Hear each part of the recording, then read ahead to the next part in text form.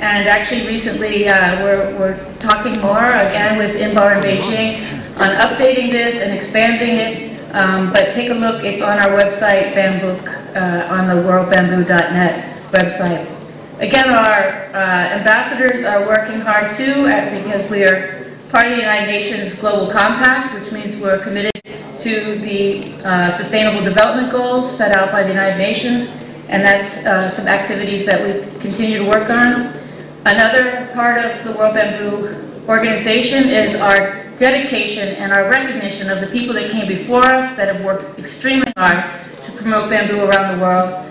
And Dina Naftawari, I wish he could be here. He was recognized as a bamboo pioneer. That's just an honorary award that we give out to the people who have come before us, and their research has helped bamboo development around the world.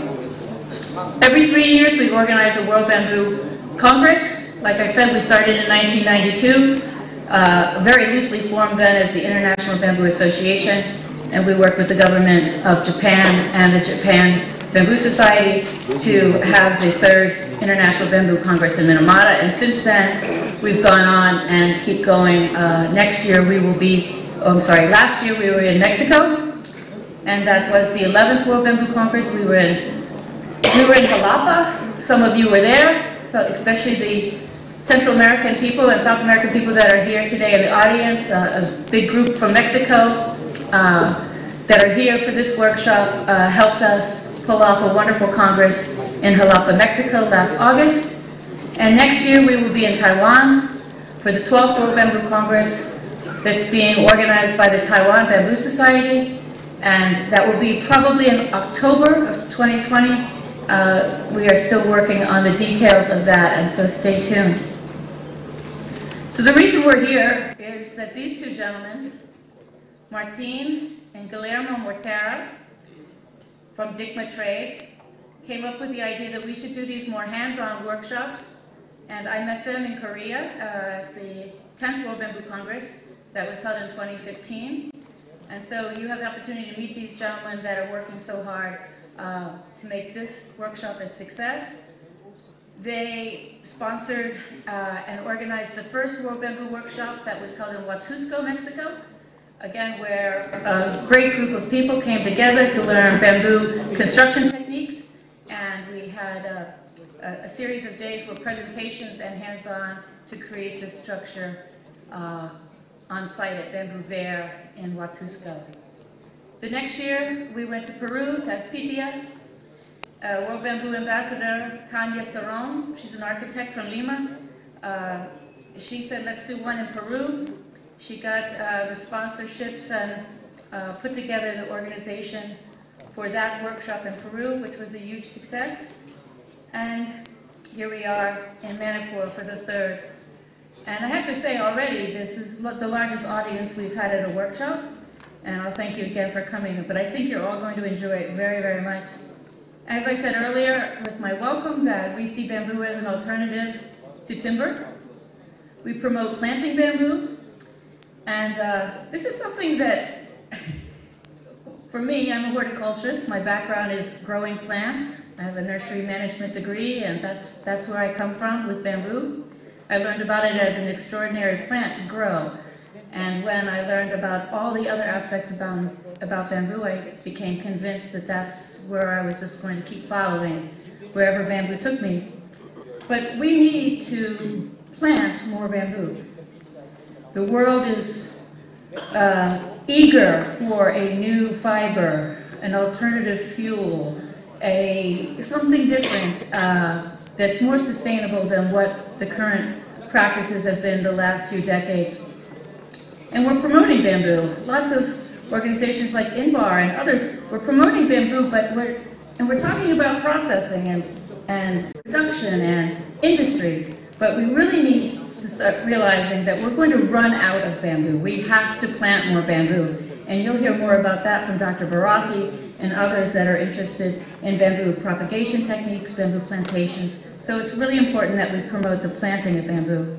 We feel that bamboo is vital to a healthy environment and for community development. And it's not just about us, it's really about the planet and the ecologies of our ecosystems, and we have to consider that bamboo is a huge group of plants, over 1,500 plants with known names at this point, and there's many, many, many, many creatures dependent on bamboos. We see bamboo as a potential for housing, from basic, sometimes emergency relief housing, to improved housing for social development. We see bamboo as important as a food source. Of course, you know that, being from Manipur or being from India, you already know how important bamboo is. Many of you probably grew up eating bamboo, but lots of parts of the world have never eaten a bamboo shoot.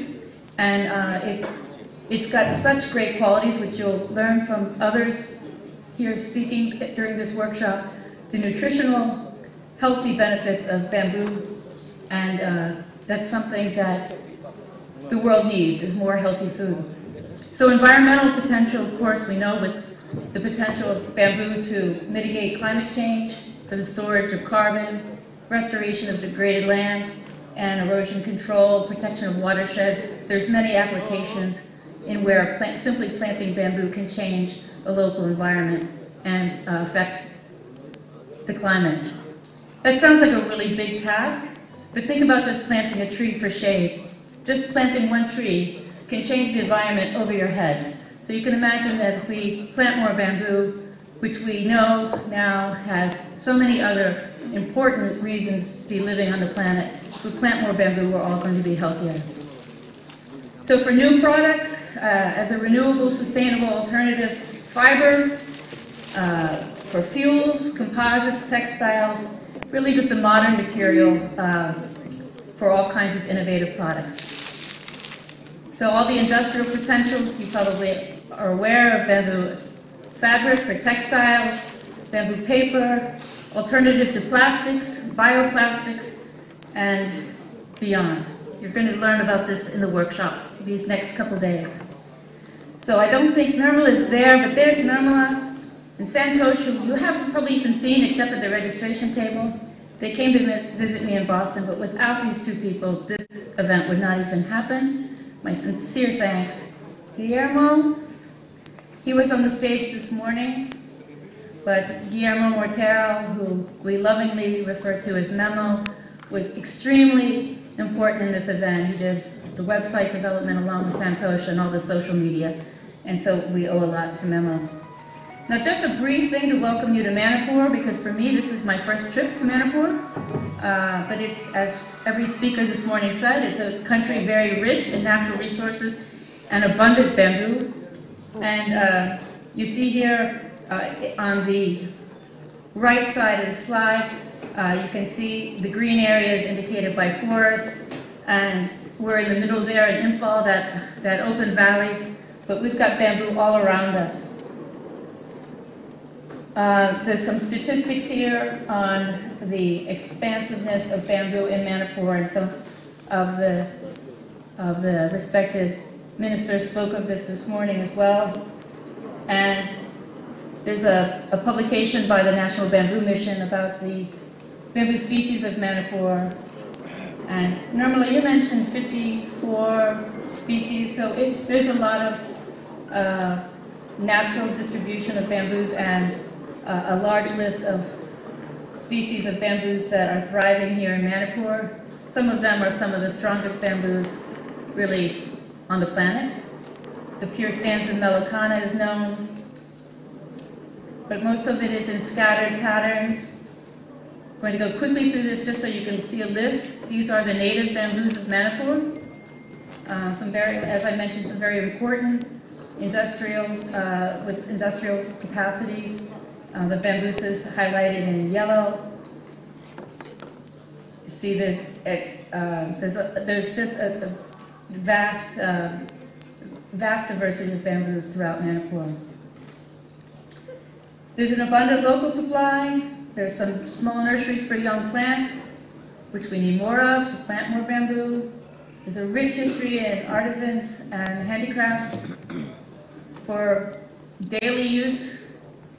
All kinds of things, everyday use, especially just getting us from one place to the next. Bridges, fences, as I mentioned, edible shoots for human consumption. but also there's more and more research, I mean real scientific research about the benefits of bamboo, forage for all kinds of animals, horses, cows, chickens. This has huge potential as an alternative to some of the traditional grazing, and as we know, grazing animals can cause a lot of environmental destruction. Bamboos grow on degraded lands. There's these things that just seem to match up. Baskets and bins, baskets, cages, traps, these are all traditional handicrafts that you'll see in the markets throughout Manipur. The woven mats, very practical, very useful, biodegradable. You know, we went through a period where we tossed these things aside and we embraced plastics as a society. And now we're all crying about all the plastics in the ocean. And even the community where I live, we're trying to ban styrofoam and plastic straws. And we're going to have to go back to these biodegradable materials. The world can't keep producing petroleum-based plastics and throwing them in the ocean. And this, I think, has a large potential for a place like Manipur to produce everyday items in mass, not just for Manipur, for India, and get away from all the nasty plastics. So construction materials, of course, kilns for charcoal production. This has all been going on in Manipur for a long time. And as you see the Kangla fort, I know that I'm the only person in the United States that has a bamboo-made Kangla fort replica, because Nirmala brought it for me. And so to welcome you to Manipur, I had to add that.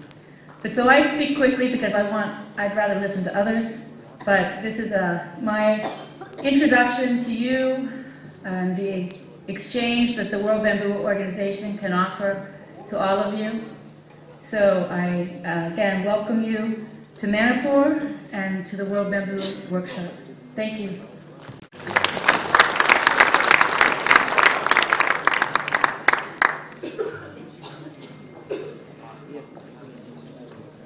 Oh, I went too quickly.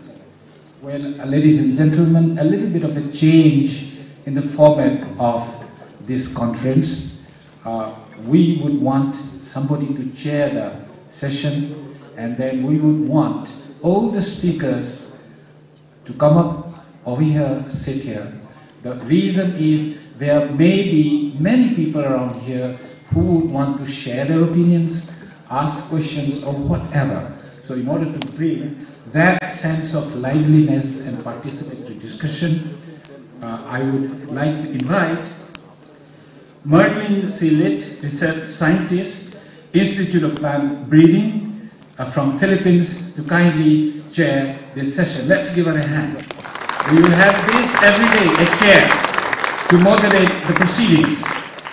I would also request the speakers, Suzanne is already there, thank you ma'am. T.P. Subramani. Is Mr. Subramani here? Welcome here, sir. Industrial and global potential of Northeast India bamboo. These are the topics very vital to this conference. Mr. T.P. Subramaniam is going to speak on industrial and global potentials of Northeast India bamboo. Then we have Mr. B.N. Mohanty. Are you there, sir, Mr. Mohanty? Yes. Mr. Mohanty will be speaking on bamboo industrial processing in India. Let us share some of the state-of-the-art things over here in India so that we can think of what we in Manipur shall be doing. May I next invite N. Bharati, propagation, commercial plantation, and industrial utilization of bamboo. Bharati, are you there, sir? Welcome, sir. 1, 2, 3, 4. Last, we have Neelam Manjunath, bamboo in Indian architecture, taking the tradition forward. What does Manipur have? Probably we shall share. So we have a beautiful list of panelists. I would have the privilege of Merlin, please join the chair. No, chair here. And please, you are here. You are here, ma'am.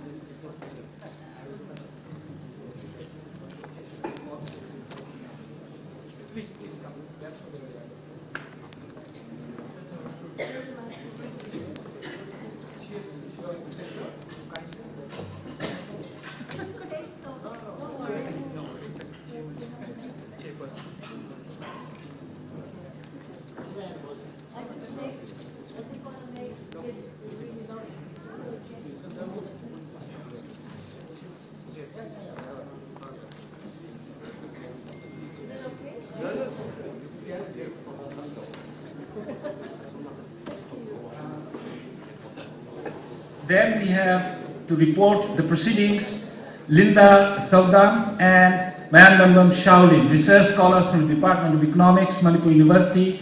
Young man, come here. You are the reporters.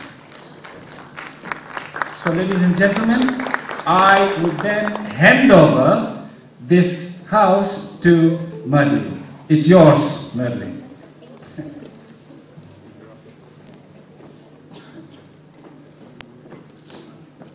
Hello.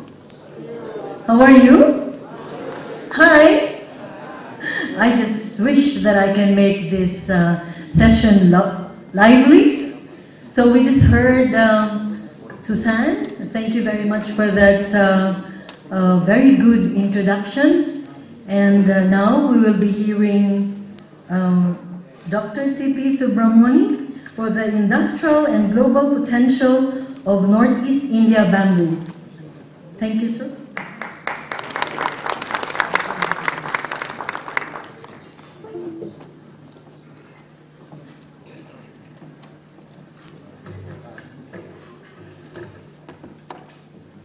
The laptop you have, how can I change it? How should I change the slides? Or can I keep the laptop here? From there, okay. No, what's that, sir?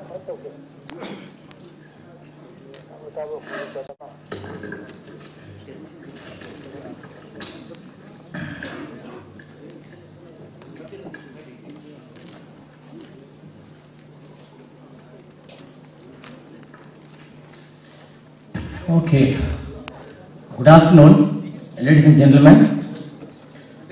First of all, let me thank the organizers of the World Bamboo Workshop for giving me the opportunity to address you here today. And I'm fortunate to have all of you participants plus my very old friend Susan Lucas.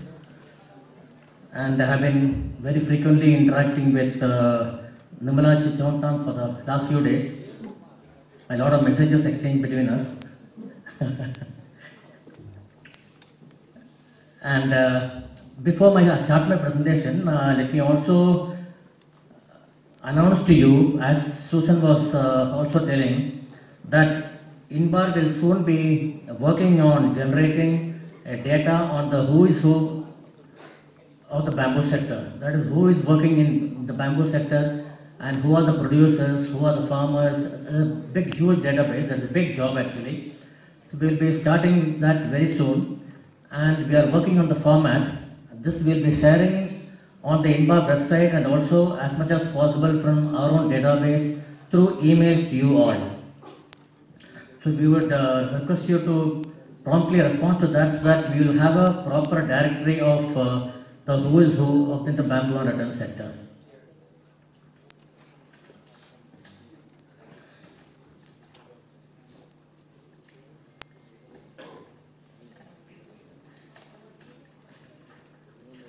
Okay, now, bamboo was once considered a humble material, but increasingly it is being treated and used in high-end, smart and sustainable architectural projects. You can see a lot of structures coming up here. That's a big progress. Commonly referred to as green gold, bamboo is a multi-use woody resource widely used in construction, pulping, plywood, handicrafts, and a diverse range of subsistence applications. And as well as generating job opportunities and cash income, bamboo also performs important environmental services, protecting biodiversity and restoring severely degraded lands. to give you an overview of my presentation, I'll first give you a small introduction, not introduction, just give you an idea about the bamboo resources, the current status, then what are the potential applications in the area of environment, industries, value chains and so on, and what is the current status of the global bamboo and rattan. I'm also touching a rattan because Inbar also works on rattan. And then I'll be touching on the market linkage and standardization, and for this portion of market linkage and standardization, I would later on invite my colleague Ralph Cooper, who is here. So he will be explaining to you this portion, and then I will continue again with Inbar programs for the bamboo sector development for India, for the northeastern part of India, and also globally. And then a way forward as to how we could take this forward.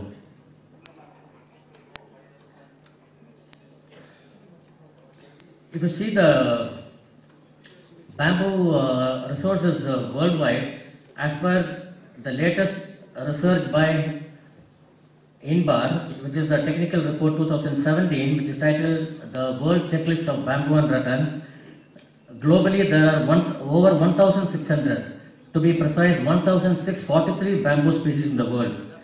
And India reportedly has about 120 to 150 species, out of which 15 are commercial species. 15 are identified commercial species by the National Bamboo Mission.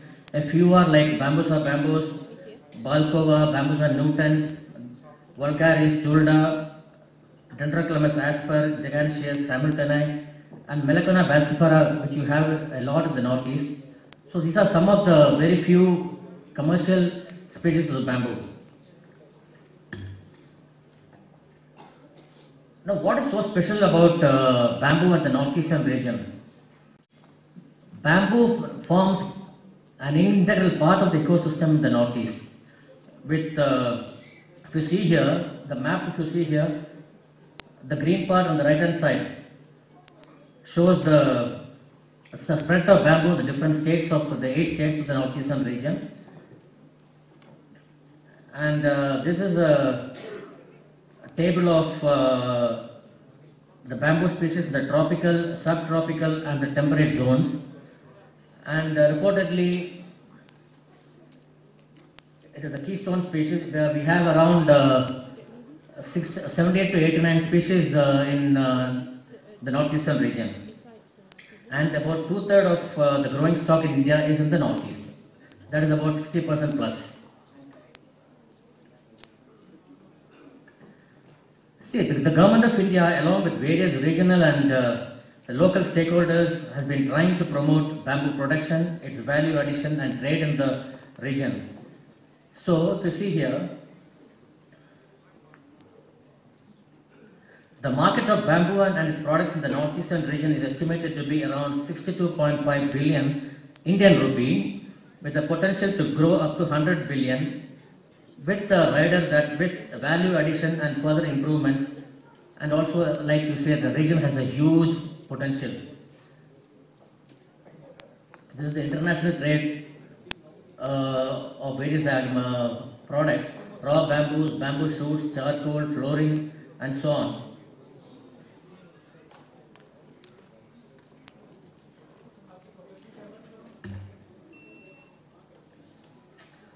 And literature regarding the multiple uses of bamboo. Bamboo highlights the utility of bamboo for house construction, bamboo ply, agriculture implements, handicraft, irrigation, medicine, food and so on. So this is an overview of which bamboo species are used for the manufacture of different commodity groups. If you see the figure here, fuel, food, handicraft, weaving products occupied micro, small and medium size of enterprises. And construction comes and sticks, agarbatti, that is incense sticks, furniture comes under small and medium industry, enterprises and so on. Like the boards and flooring, paper and pulp, they all come under medium and large scale. And to move on from here, now I will share with you what are the industrial and market potential of and value chains of an environment of bamboo which is very useful for the country as well as the northeastern region of India. The potential application for environment, if you see, it helps in ecological restoration, ecological landscaping, reforestation, and on the socio-economic side, if you see employment, there is overall livelihood generation, industry development, food. The bamboo shoot is a huge market, and that is what we have in the northeastern part here. Household energy requirements, and also as medicinal properties like bamboo vinegar for skin diseases and so on. And if you see the industrial applications, bamboo raw material is used in the wood industry, like small scale and rural industries, example weaving and furniture and so on. Food industry like edible shoot, fodder, bamboo beer also. Paper industry, pharmaceutical industry, activated bamboo charcoal, water treatment and vinegar. These are the various potential industrial applications of bamboo. So when you talk about product development, we also need to think about the value chain that is involved in the product development. Like for instance, we need to think about the end-to-end process, including all stages of production. That is, we need to have a selection of criteria to be developed. Like we need to ensure that there is a market opportunity, and we need to ensure that the majority of bamboo species is available here and can be locally processed and benefits a large number in the community, and is also scalable and replicable, including possible adaptation. For example, if you take the case of bamboo shoots, the value chain involves supply chain from harvesting to bamboo shoot. It starts from processing, like removing of sheet, washing, sterilization, packaging, preservation, transporting, and finally to the market. If you see here, every stage of this value chain is an employment opportunity, is a livelihood development opportunity for the community, for the women to work it from home, also for the rural poor also. So value chain is a very important aspect of in the production in the bamboo sector.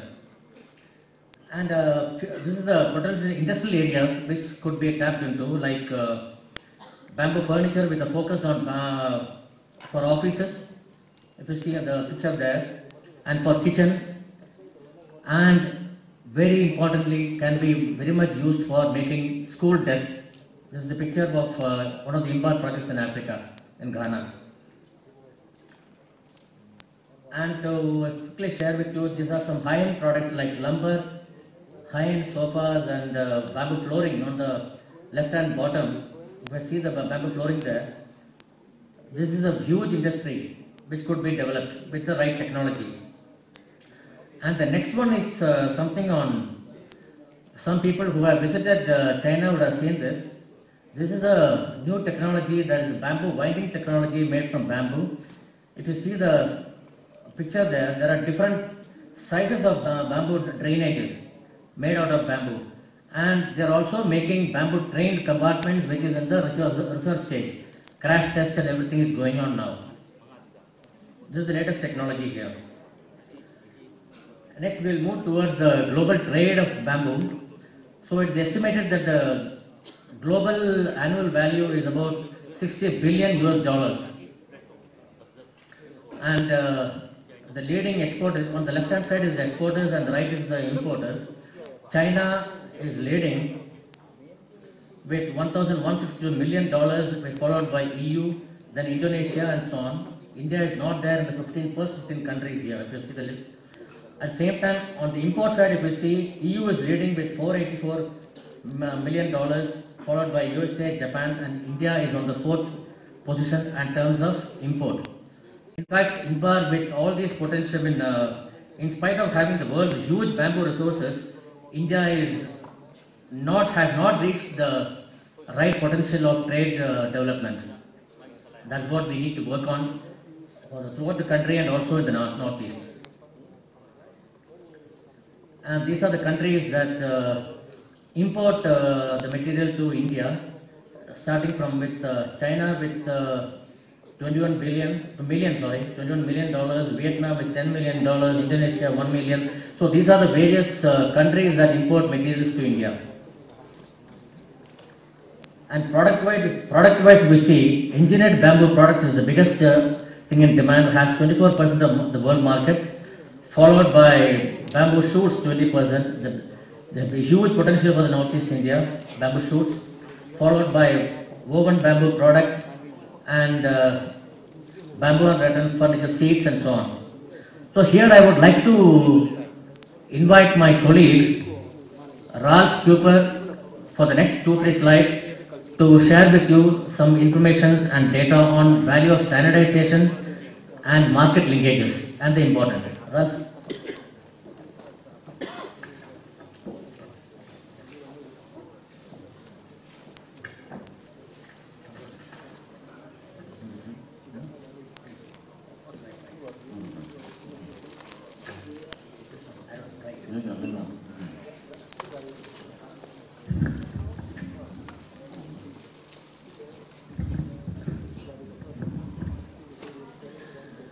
Yeah, ladies and gentlemen, dear esteemed colleagues, my colleagues have referred already about the amazing potential of bamboo products and its technologies. But today I want to look into a different direction to open some mind space towards market linkages and product standardization. Because potentials alone are not absolute precondition for success, especially economical success.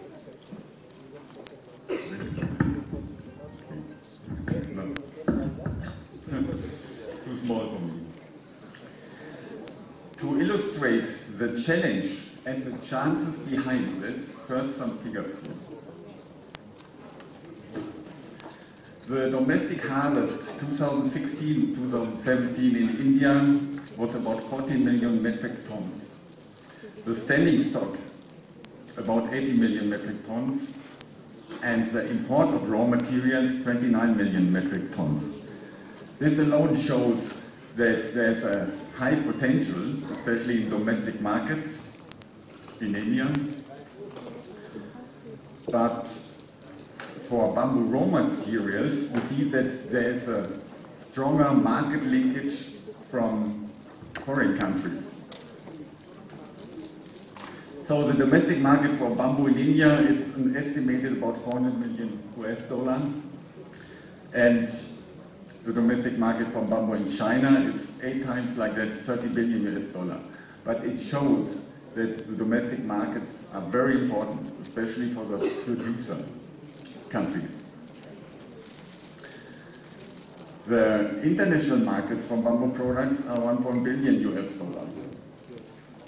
And we see here already that the import of India is 35 million US$, and the export from Indian producers and manufacturers is 22 million US$. This always shows again that the market linkage from exported by importers into India is stronger than the market linkage from manufacturer into the international markets. But there's still a high potential for international market also for Indian producers. So, from the producer side in India, how we can improve the market linkage of Indian producers and manufacturers? And here are some key questions now.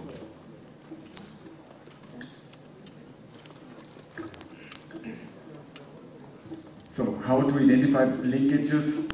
We have some methodologies like the chain of custody approach or the value chain approach. We should ask, or we can ask, which markets we could aim, local, district, or international markets.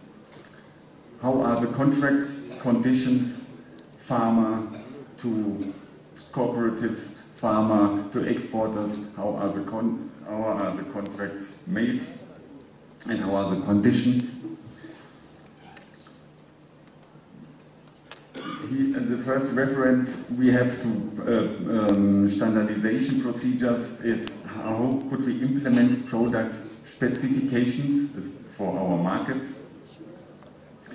And a last important point, financial performances, quality and scale, tax rules.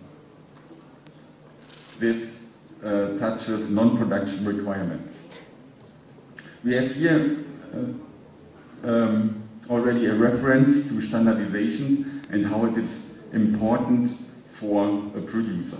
But we can ask a second question, and this is, what creates actually value for a buyer? This could be quality supply, reliable quality, transparency of processes. The most important indicator is here certificates and standards. All indicators I've mentioned here are based or locked on or to standards for products. So, what are actually product standards?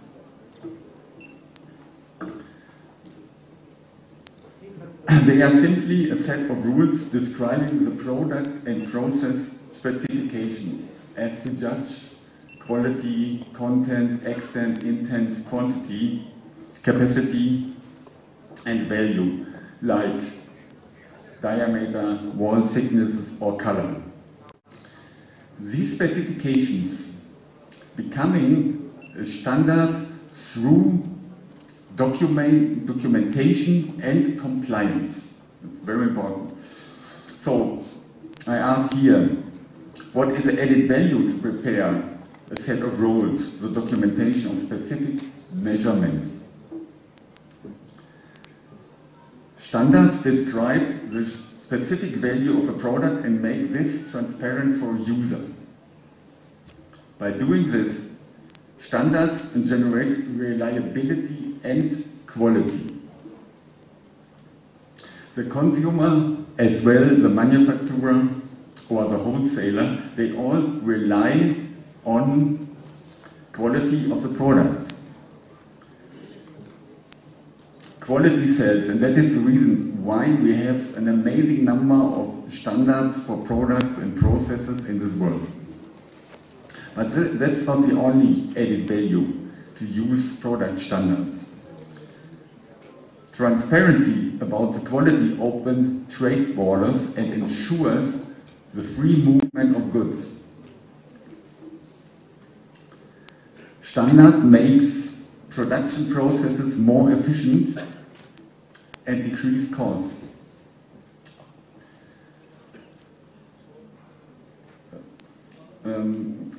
Standards facilitates in this way technology design, and one famous word is outsourcing. So standardization becomes more and more a meaning for value chain development. My colleague mentioned already. And that's why INBA, as a standards writing and issuing organization for voluntary and ISO, International Standard Organization, standards, is increasing its efforts in this area. INBA runs several task forces in the area of furniture, biofuels and construction, and offers ISO standards and voluntary guideline standards in form of technical papers and guidelines. Ending by giving you this mind space about the significance of standardization and process standards, I wish a fruitful and inspiring World Bamboo Workshop. Yeah, I'll quickly finish it. Thank you, Rob.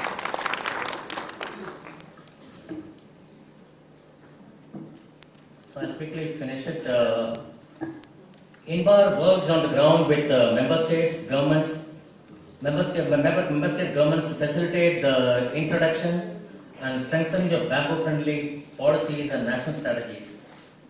INBAR is an intergovernmental, just quickly introduce you, INBAR is an intergovernmental organization or also a multilateral organization with 44 member countries, which is spread on the global south, almost equally in Asia, Africa and Latin America, headquartered in China, and the regional office, we have 5 regional offices including in India. This is the map of the INBAR, presence of the INBAR member countries. And quickly to share with you, INBAR has a program which is called the GOVER program, which is a global assessment of bamboo and rattan. The purpose of the program is to identify not just about inventory, it is also determine the resource base in a particular area or country or state or a province, and to identify the opportunities and challenges of the sustainable development using bamboo. And GOVER study normally covers what are the area covered by which species, economic value of bamboo services, economic development priorities, and the enabling policies needed for the country, and the new innovations that have been developed and that need to be developed. Slightly faster. So these are the quick outcomes expected of the national GOVER, of national policy, of developing international collaborations and so on. This is quickly about South-South Cooperation initiative that INBAR has recently launched in Ethiopia, Tanzania and Madagascar along with India.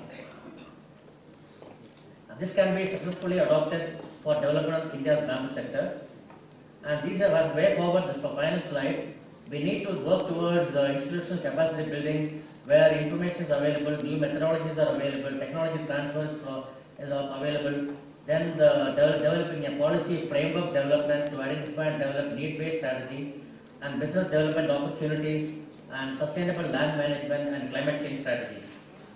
So with this, I would like to come to the end of my presentation with just a word saying that the time is right for bamboo's full economic and environmental potential to be fully realized as countries all over the world turn away from traditional carbon-heavy industries and towards a greener future.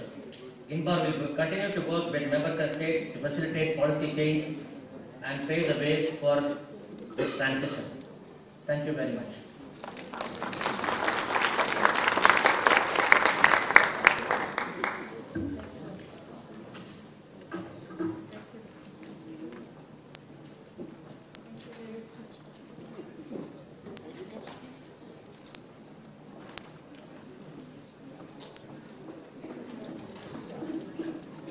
Thank you very much, Dr.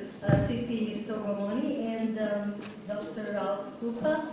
It's a very, very important update of the potential of Northeast India bamboo for industrial and global setting. Now, in the interest of time, we would like to request the 3 other speakers to have their talk for at least 20 to 25 minutes to give the audience enough time for them to ask questions.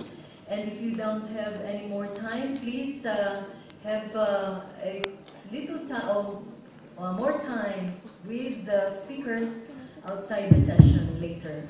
Okay? Our next speaker is a forest officer of Manipur State, interested in developing engineered products from wood, bamboo and agro residues for the last 4 years. Now he is the director of IPIPTI, a Research and Development Institute for panel products, especially bamboo. He is focused for bamboo industrialization in India and the rest of the world. Let us call on Dr. B.N. Mohanty. Let's give him a big hand.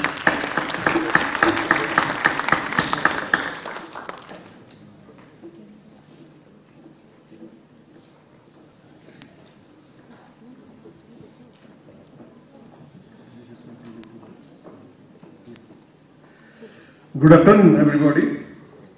It is really a pleasure to address a session in Manipur, which is my capital state. I started as a young officer way back in 1988 from Ukhrul as a IFS probationer, Indian Forest Service officer probationer.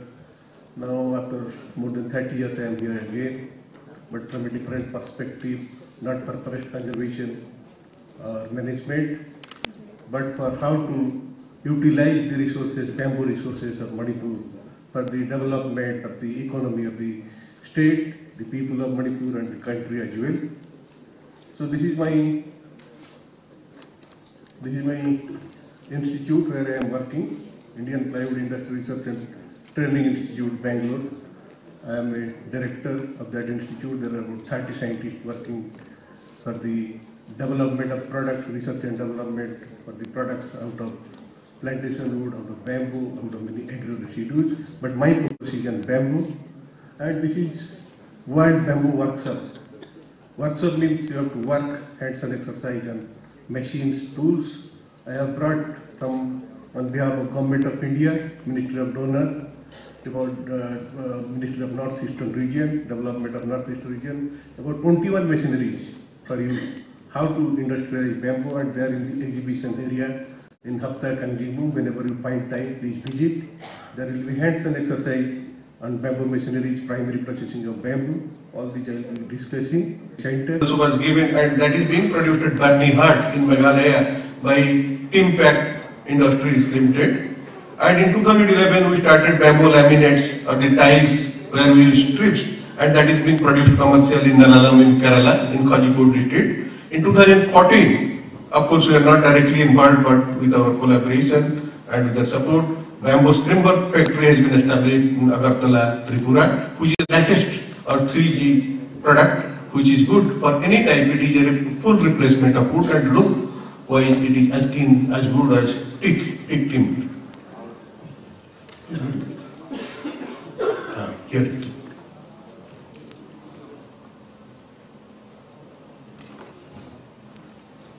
Kerala State Bamboo Corporation is a public sector undertaking owned by the government of Kerala. So the corporation was incorporated in 1971 with an objective of rehabilitating traditional reed cutters and mat weavers. And apart from that, we promote bamboo as an alternative wood and as an industrial product. We procure mat from the traditional women folk and weavers, and we convert it as bamboo ply.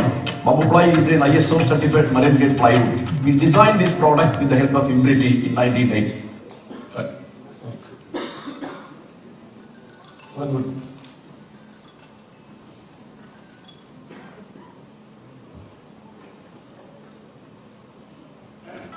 This popular IPIRTI technology for BMB was transferred to KSBC way back in the year 1985, since when continuous production of BMB is going on in Angamali, Kerala. Now there is about 9,000 traditional people are working under this factory.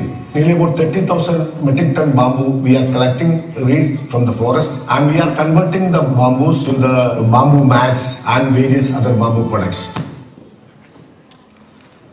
So this is the factory we started in 1985 after rigorous research efforts of about 10 years. And now from single shift they have got this double shift, and now daily production is about 21,500 square feet in this factory at Angamali. This is another view how the ladies or the weaver community, so it gives a lot of employment to them, and that's so well organized, and they produce the bamboo mats through machines. Of course, up to slivering the machine, after that they weave by hands. And this is here the bamboo mats which are given by the weaver community, that is being produced to the bamboo mat board, which is like planks or a good substitute for wood. And this is another plant at Meghalaya where we started production in 2002, and here they make bamboo mat for weighted sheet for roofing purpose. We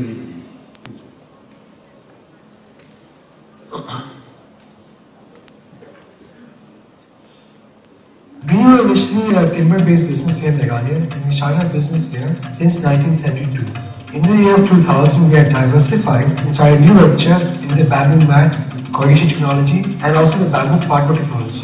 The bamboo mat corrugated sheet technology is this product right here, which is the bamboo mat corrugated sheet, and this is the bamboo mat board. This technology is provided to us by Equity Bangalore. The technology of this product, which is right here, obviously being very new, had to also be refined over the years.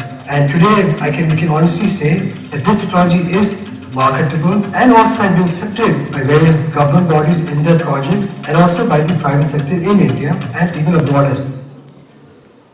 These corrugated sheets are good for roofing, and we are using for railway purposes because it is cool in the summer and warm in winter, and many railway platforms have started using it, and even houses, tourism halls, cottages, they are using this product, and even for export that is being used. And this is second generation product which was started. It is not from sliver, it is from strips. Strips can be joined horizontally or vertically, and horizontal strips are good for tiles and vertical strips are good for furniture. These are the applications if you see. These are from bamboo, but look-wise they are akin to wood, but there is not so much glaze. In the third generation products you find some glaze, but practically it can be used for any of the wood uses, even it can replace vitreous tile, all other non-renewable materials. And these are the furniture out of bamboo laminate, which are second generation products. And the factory has come up in 2011 at Naralam in Kajipur, and the small video on the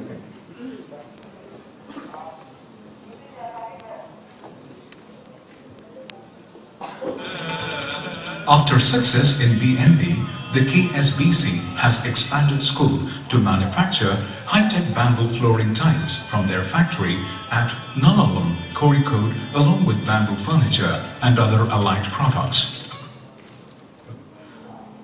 So we saw bamboo mat-based product and bamboo strip-based product. Now we are going to bamboo lumber-based products, which are nothing but all the strips are compressed in a manner so that they produce a beam which is 1 feet by 1 feet in dimension with a length of about 10 feet. And those beams you are seeing in the bottom slide or bottom picture, bottom right picture, they are as good as teak timber.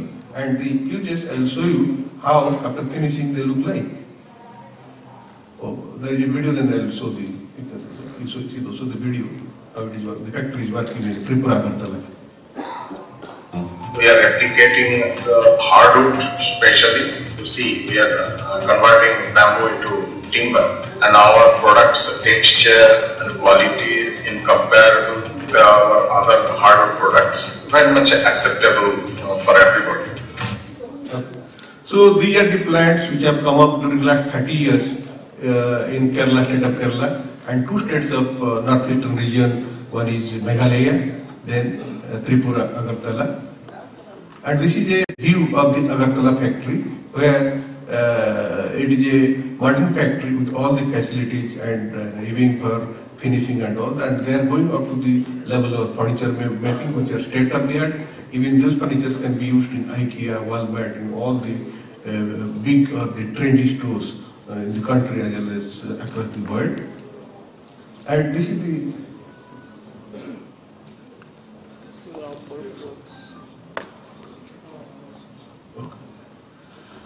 ladies and gentlemen, I'm so sorry I have to interrupt between. There's a small announcement from the security team. There's a suitcase left at the lobby and was left to the Mia Health desk counter. If it belongs to anyone present here, I would like to request you to please claim your bags. This is for security reasons.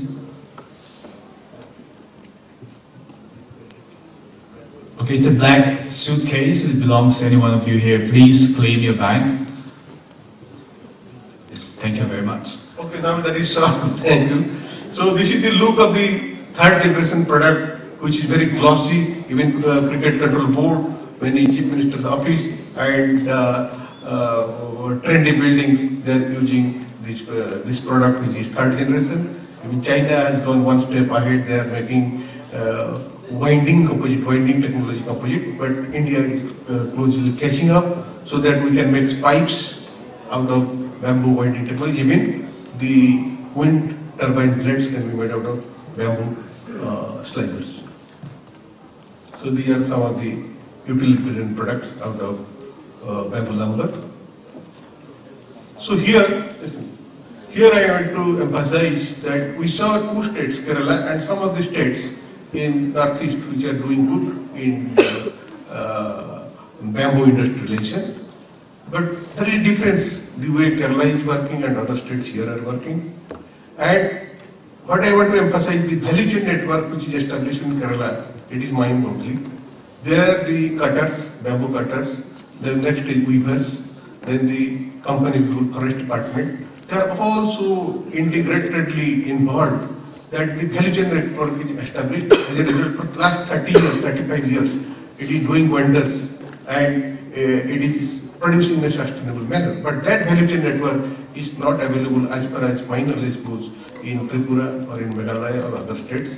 So this is a small video about the value chain network which is eye-opening to all of us, so that if it is pursued not only in our sister state but rest of the bamboo growing areas, it will be quite good for bamboo industrialization, so that bamboo will be really green gold, making riches for all and century. So the video. Over the years, a value chain network has been put in place among the Forest Department FD, reed cutters RD, the weavers community WC and the manufacturer KSBC. Kerala Forest Department is allotting reeds to Kerala Bamboo Corporation.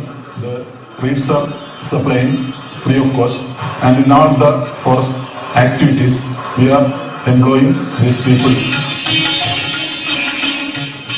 The reed cutters are the tribal groups from Adimalli, Poyamgutti, Edamalayar and Thalumkandam, whose numbers stand at about 15,000 as registered with KSBC. The average cutting cost of each reed bamboo is Rs 11 per reed, and in addition 17.5% of annual incentive on total number of reeds cut. In so happening, on an average, a tribal reed cutter earns up to Rs 2.70 lakh per head annually. The reeds are supplied to the registered weavers, who are largely women, and there are about 10,000 families of registered workers for producing mats with KSBC. The weaver gets an amount of Rs 166 per mat of size 8.25 into 4.25, and she is capable of producing about 3 mats per day. Even after deducting the cost of bamboo, she earns Rs 500 per day.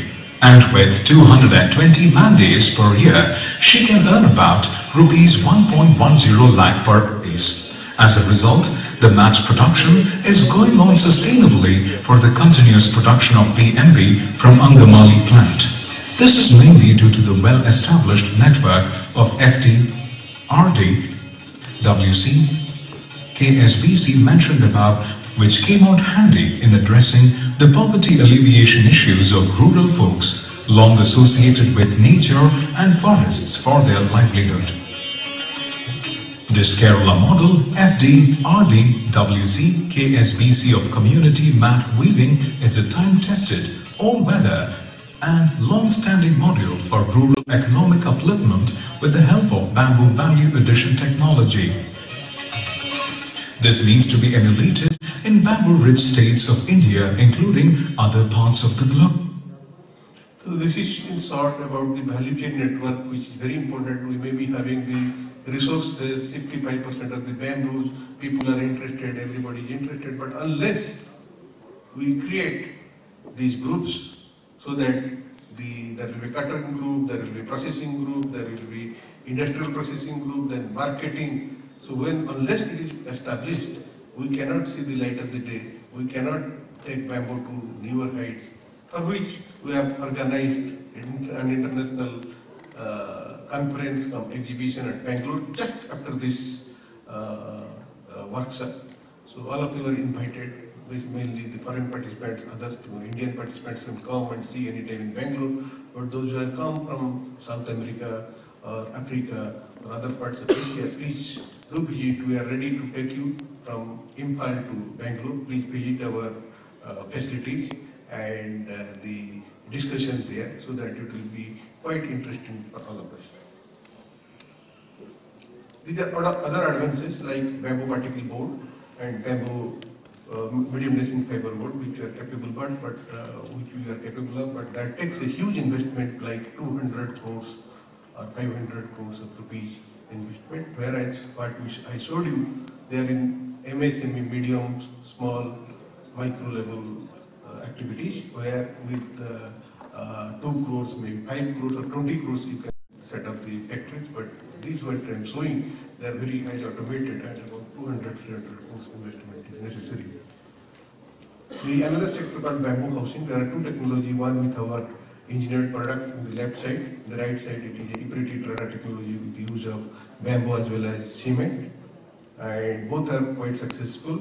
And this is a small video about how we are using the second technology in Meghalaya. Please have a look, and it is applicable to all of the North India. Houses. We also have given a training on the Iperitti Trada bamboo housing technology, where we did a hands-on training for 10 days and completed a bamboo house. And in the same village itself, we are now constructing a school using bamboo columns, bamboo trusses, girders, and so on.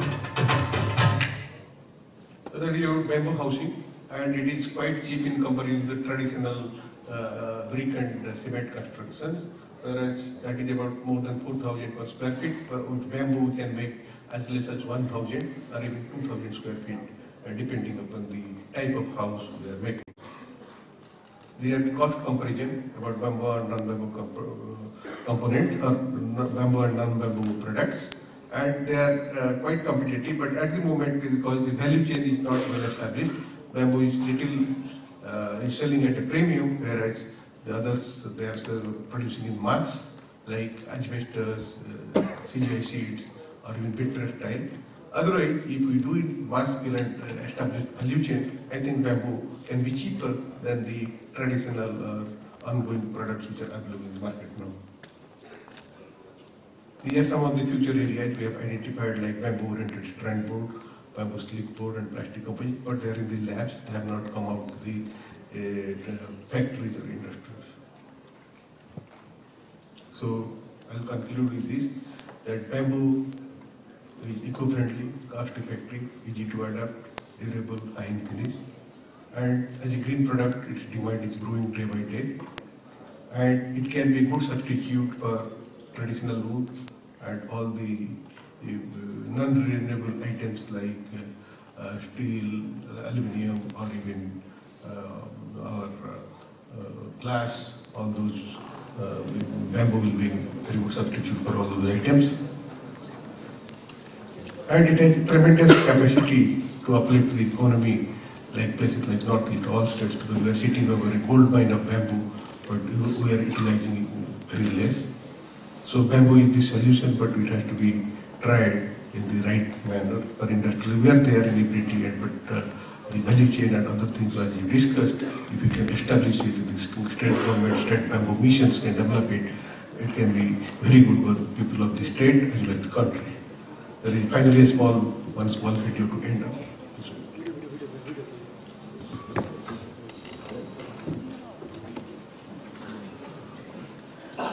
On a commercial scale, these products can cater to the growing markets of India and rest of the globe and have the potential to play a stellar role of game changer for the challenged and backward economy of bamboo-rich areas, especially the northeast region of India.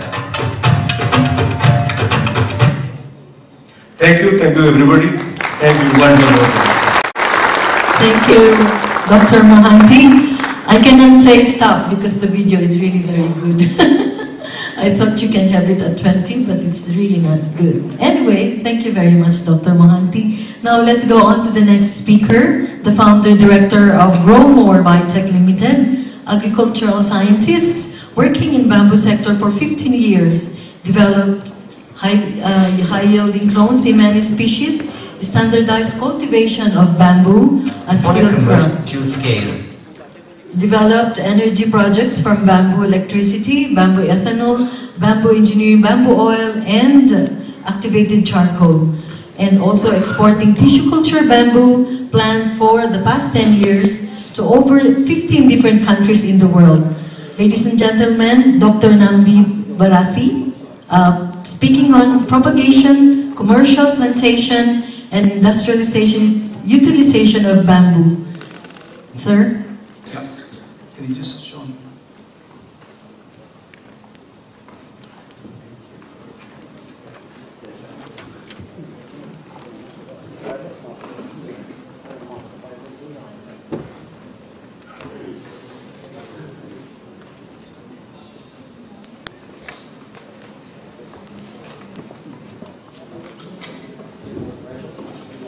Good evening, all of you. I know it's a long session, is going on. Most of you are a little dull. Let's get back to the bamboo, which is growing forever into so many different products. I'm very much thankful to Susan for giving me this opportunity to come and speak here on the day one. And we also sponsored the event to see that the bamboo develops in a large scale. I'm going to talk about the propagation, commercial cultivation, and industrial use, which is very much lacking at the moment in the world. And that is the reason why bamboo is not growing. If you didn't just talk about the architecture, or if you're talking about the handicraft, it's all the good sector. But the volume, it cannot take the volume. So I'm Dr. Bharati, and this is going to be the future agro industry. The bamboo is going to be the future agro industry, and breaking the challenge of bamboo for better future, better environment, better industry, better investment, and better money to the farmer. That's most important. It's possible if you start cultivating the bamboo. And if you start connecting with the product, which has got a huge market. And let's look at what is possible. Now, today what happened, I've been working in sugarcane for many years, 30 years, converted bamboo into sugarcane crop, line crop, no more tree crop.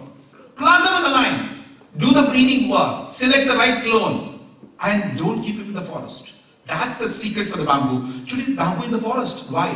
The yield of Indian yield, 13.9 million hectare, 12.5 million tons. It's only 0.5 tons per acre. Farmers are growing in Mizoram, Manipur, everywhere. The yield is only between 4 to 8 ton, 4 to 7 ton maximum.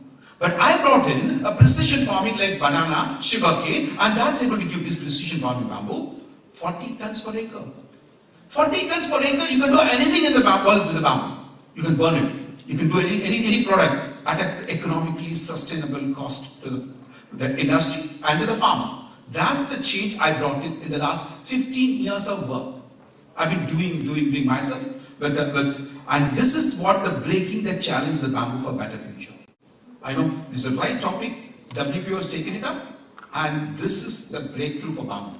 And let me go through the entire presentation to show you. Bamboo grows 1.5 feet a day. I recorded with the camera through the night, through the day. I just recorded. You see this bamboo growing. It's growing.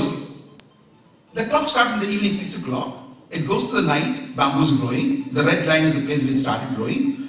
Till night is growing. It's now day, morning, 7 o'clock, 9 o'clock, still growing. And 12 o'clock, noon is growing. 3 o'clock is still growing. And you see them by the evening, 24 hours, 1.5 feet. I'm telling you, there's only one plant in the world that can grow at this speed. I've been working with 85 different species as a breeder, as an agriculture scientist, but I never see any plant. No, we never use this potential of the plant for capturing the carbon, for converting it to energy. To do these 40 tons, you need the best species. There are many species, 1,600 species, cultivable, 1 dozen in India. So, once you look at the species, within the species there are a lot of clones are there. The chairman is a breeder by herself, and the breeding work is not taken forward at all. In banana, a lot of clones. Sugarcane, many clones. Bamboo in a species you call only tulda, or you call balkova. You don't talk beyond that. Ornamental, yes, you have black asper, you have green asper, you have tall asper and all that, but when it comes to the yield, there is no clone. It's there in agriculture. So next, the right propagation method. There are many propagation seeds are there. Vegetative propagation is there. Tissue culture gives you very good quality plant, fast growing plant. This fruit beyond doubt in banana, sugarcane, rose, carnation, chevra. But bamboo has yet to take place in large scale. This is to be done. What is missing totally is agricultural practice, silviculture practice for bamboo. And that is the cultivation. I'm going to talk to you about, show you more about that. And we plant always 25 feet by 25 feet, 5 meter by 5 meter. That's okay for the forest. If somebody wants to cultivate, we should put them very close by. Maximize the sun capture of the bamboo. I'll show you the pictures how we did it. And anything to grow so fast, you need input, water and the fertilizer. Because bamboo has got 0.8% potash, 0.7% nitrogen, only 0.1% phosphorus. Give them. In terms of money, it's only around 12,000 rupees per acre. It gives you back more than 100,000 rupees. And let's look at this. This is the bamboo which has got a thorn. The regular bamboo is thornless. Because of that, people don't use it. This is the first clone I developed 15 years back when I developed a lot of objection. People never believed it. But today it is proved beyond doubt. 40, 50, 65 tons. Some of the factories are taking it. Thick wall, heavy one, good for structure. But the quantity required is less. Now, propagation, tissue culture. That's what I've been supposed to talk about. First quality planting material. And we take a small tissue from a good growing plant. And this from the care of Kerala Forest Research Institute. They all got the best gene resources. Collect the small tissue, take it to the laboratory, sterilized, clean, made for all bacteria, fungus, everything, and put them in a test tube to germinate. No roots, but they start germinate within 3 weeks' time. And once they germinate, it starts multiplying in 5 months' time. In 15 months' time, it comes to numbers like 1 million plant from one tissue. All identical, photocopy, Xerox plant. And then that's rooted into smaller pieces, cut into smaller pieces, and all these is done 100,000 plants a day. That is the speed with which we work, and exported through the world. And these are the growing room where it's kept for growth, and then the plant's ready after 15 months, million plant from one clone. And these are very fragile, soft plant. From the air-conditioned room with all the artificial nutrient, and then it is put into a greenhouse to harden for next 2 months. Then they are healthy like this. This is what getting exported up to South America. This side up to Australia. And it's going to Sri Lanka. Sri Lanka 2,000 acre plantation is only for producing electricity. And then it's grown to in 3 months time it's grown like this in under a small nursery. A shaded nursery, it grows. This is ready for planting. Now from there it is sent in a vehicle. 1, 2, 3, 4, 5 layers. It's put in a lorry.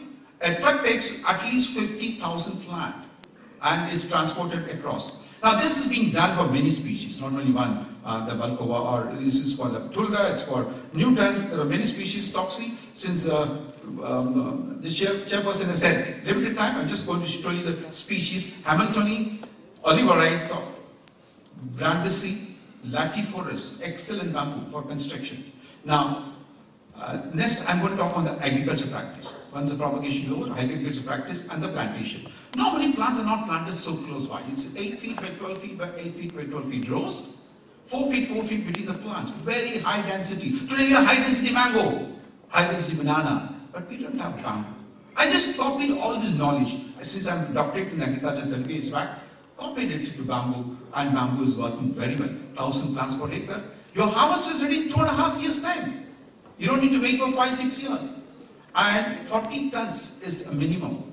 And it can go up to 65 tons. There are factories today getting 65 tons per acre.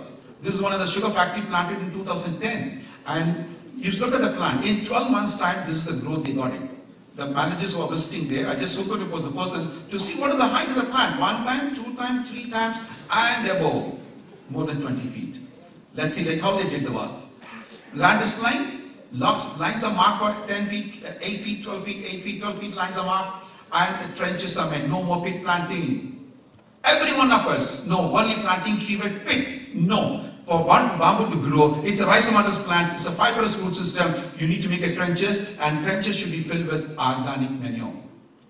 Could be cow dung, could be pig manure, could be leaf manure. All these put in the trench in the bottom. It's all done over a period of 15 years and standardized the technology. Now a lot of plantations come up. Then we put up the topsoil in the top to cover it up. And after it's covered up, again 4 feet, 4 feet, 4 feet, we put the manure and the fertilizer based on the soil test, NPK and the pH and the EC. Based on that, we give a recommendation. And then it is planted with a drip irrigation line. You can see the black tube is a water irrigating line. They give around 4 to 5 liters a day to start with. The polybag plants are given there and it is getting planted. And once planted, they start growing. Now irrigation, you need 2000 millimeter water as a rainfall water. If it is not there, you need to give 20 liters a plant a day to maximize the yield. You can go bamboo without the water for some time. 2 months, 3 months, 4 months. They will go to dormancy, they'll come back again. It's a matter of time. But then, if you can give water for all the year throughout, your yield is going to be highest. Because this is the best plant can capture the sun. You can see them with the light, with the further pictures. You know, if you don't have a drip irrigation, it's a flood irrigation. Can do that if you have more water. But otherwise, go for the drip line. This is a drip irrigation. The black tubes are all drip irrigation, and which is, you can see them. The drip irrigation. The drip irrigation is connected to a fertilizer tank. You don't need to go to the plant to feed plants. You know, we need morning breakfast, lunch, dinner. But we expect the bamboo to grow with once a year fertilizer, or sometimes no. But the bamboo needs every week a little quantity. So we cannot go put every time, labor cost is very high. Connect to this fertigation tank. Put it in the fertilizer tank, close the tank, the water when it is growing, it's a carrier, it will take the fertilizer, it will distribute the plant. It's a technology applied very much in banana, in sugarcane, in tomato, in brinjal, and so many plants. But we never tried it for bamboo. Bamboo, when you give it, it does very well. You know, this is the tube which is distributed, and the plant, 2 months old plants. So, this is a 2 months old plant, and I just turned the camera, the 4 in the top is wrong, and there's a 2 months, you see them the 12 feet gap. In another 2 months, which is really the 4 month, this is the 4th month plant, they've grown up very well. Now they're touching the manure, what is placed inside. And once they touch the manure, you can see that the leaves started going up a little bigger, and entire thing is going to go in another 4 months, 8 months, the gap of 12 feet is narrowed down to 2 feet. And the gap is narrowed down, the plant, no light is still passing through, but a little bit of light. Then in another 4 months, which is 1 year from now, completely covered. No sun is wasted, whether it is 8 feet gap or 12 feet gap, both completely covered. When you take from a photograph, from an aerial photograph, 4,000 square meter, 1 acre is completely green panel. No light is wasted. Bamboo is a good capture for sunlight. They need sunlight, they need water, they need fertilizer. If all the three are available, nobody can stop bamboo to grow. But we should convert to the right product. This person, when they gave it, the factory never believed. They put one side, they put this, my bamboo, other side they planted eucalyptus. And then this is a harvest. You know, thorns are not there. It's easy to harvest. If you labor harvest, you can do by hand. You can also do mechanical harvest. They simply remove this, and the entire thing is fully solid bamboo. And it's ready in 2.5 years time to harvest. Now, once you harvest, you can harvest either only the do for all architecture features and other thing. But when it comes for energy, it's a huge market. You don't need an age. And then you can go for a complete clear-cut harvest like this. The bamboo will come back. Highly resilient. Grow, grow, grow. They'll grow in 2 weeks' time. In 4 weeks' time. In 6 weeks' time, it's above my height. Still, the harvested branches are still there in the field. The rhizomes are there. They are able to form it. Given the potash, they form the rhizome. They'll come back, they come back, they come back. And this plant in 2 years' time ready for harvest again. So this is clear-cut is every once in 2 years, not 40 tons, you'll be able to harvest 80 tons, but annualized yield is only 40 tons. Now, take me back further. This is a photograph of bamboo plantation. And you see now, bamboo can make so many products. I think the whole conference is full of products. You can see furniture, you can see cycle, you can see charcoal, you can see cotton, structures, everything. My point is, which has got a huge market. All this energy product has got 90% market. Never explode.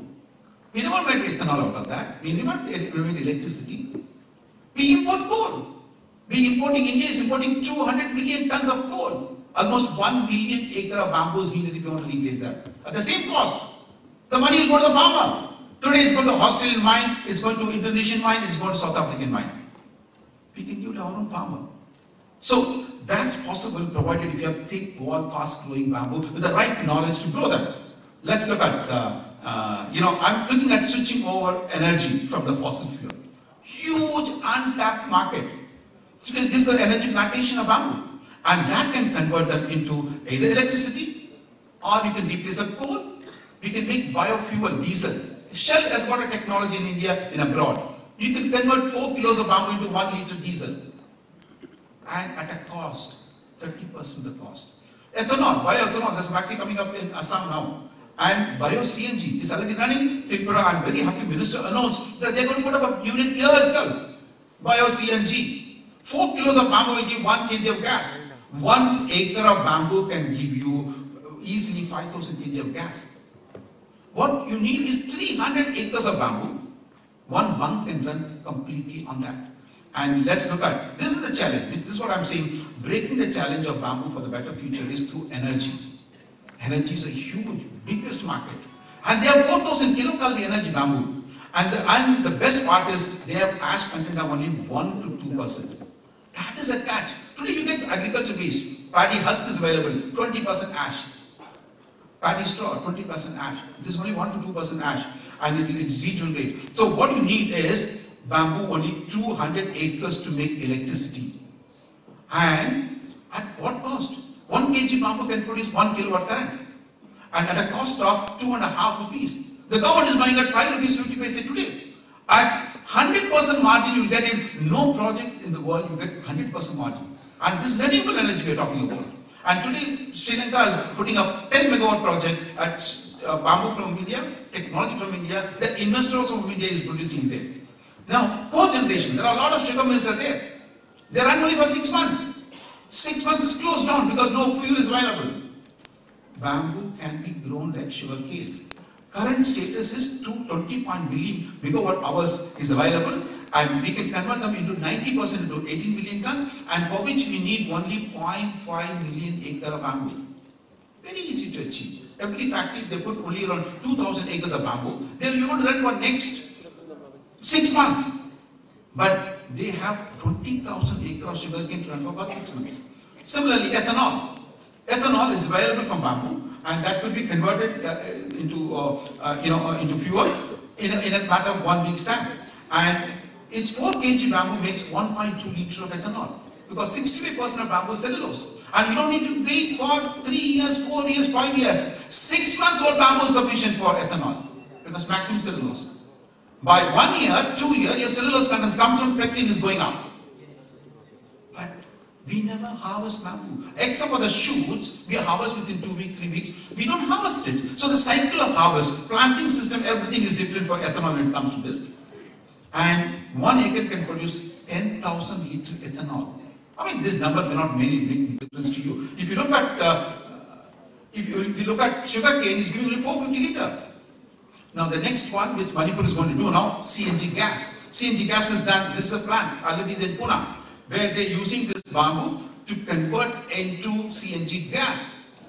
300 acres will do that. 4 kg bamboo will make 1 kg bioethanol.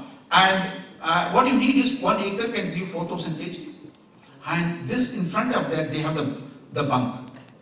Grow the bamboo 300 acres in the backyard, do it on the national highway, conversion, 1 day conversion, and fill the gas immediately. 5,000 kg per day is a bunk. It's already running for the last 1 year. I'm not talking theory.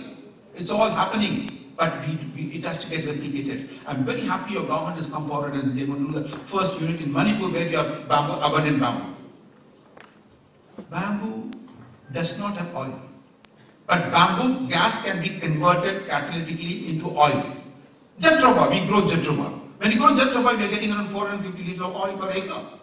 Bamboo gives you 10,000 liters of oil. Diesel, biodiesel directly, no esterification, and that's what it comes to that. Today, we have a lot of technologies come forward for that, and it produces 25% oil, then biochar, then still gas with the water. And Shell in India, in abroad also, they have the technology. And I've just put up a partner, Vithara. Vithara is an energy company from Australia.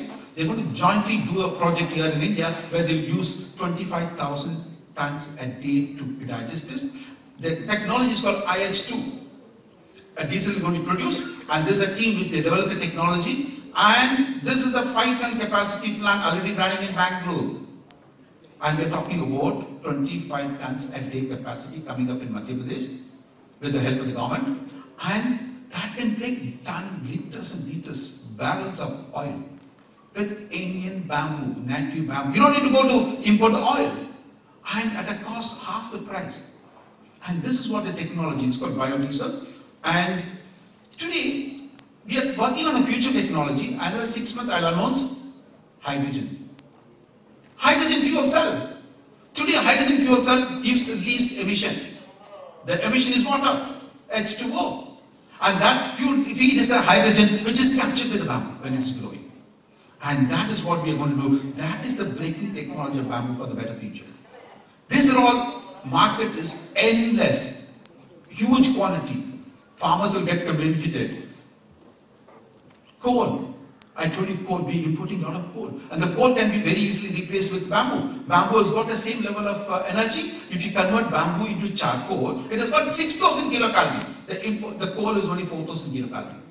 And with no emission, everything. And what is the number? 820 million we are using in India. Out of that 200 million tons we are importing it from abroad. This is what India, just India alone. And if you just want to change that, the government has already come forward and they're going to change it. And you can change exactly to 200 million tons of bamboo. That number does not make any difference for you. The area, if you want to grow the bamboo, you need an area of 5 million acres. Please grow bamboo any quantity, there is a huge market. I don't think we can supply and satisfy. This is just for India, not for export. I have a colleague here who's come from Korea, Mr. Chan, who was planning to take 25,000 tons a month. You don't need the capacity. He's going to talk to the Chief Minister of Mizoram to take it from there. If it's available in Manipur, we are now looking for huge quantity of bamboo to be used for this at a specific price. But it's a huge possibilities available. I've done it for you. I know I covered. I'm telling you, bamboo is the best for energy. The market is so huge. And we have been talking about all the sector. Please do that. There are a lot of waste available. We can use it. Insisting 80% waste. When you do a board, 40% waste. You can also grow bamboo only for energy, as energy plantation. We are not exploring it. I've been fighting for the last 10-15 years. And I'm convinced. I've convinced Dalmia Cement. They're going to change the cement they're using. For every 1 ton of coal, cement they produce, they're using half a ton of coal. So much emission, carbon footprint is heavy. They agree, they already started using bamboo powder here. And now we are looking on a long time, in 10 years time, they are looking at, can we convert bamboo, cement into zero carbon? There are 2 engineers that come from Shell. We are all bamboo enthusiastic architecture people. I know there are 2 engineers come from Shell. They are sitting in the conference here, listening to us to see, can we convert that into this? What is the quantity they need?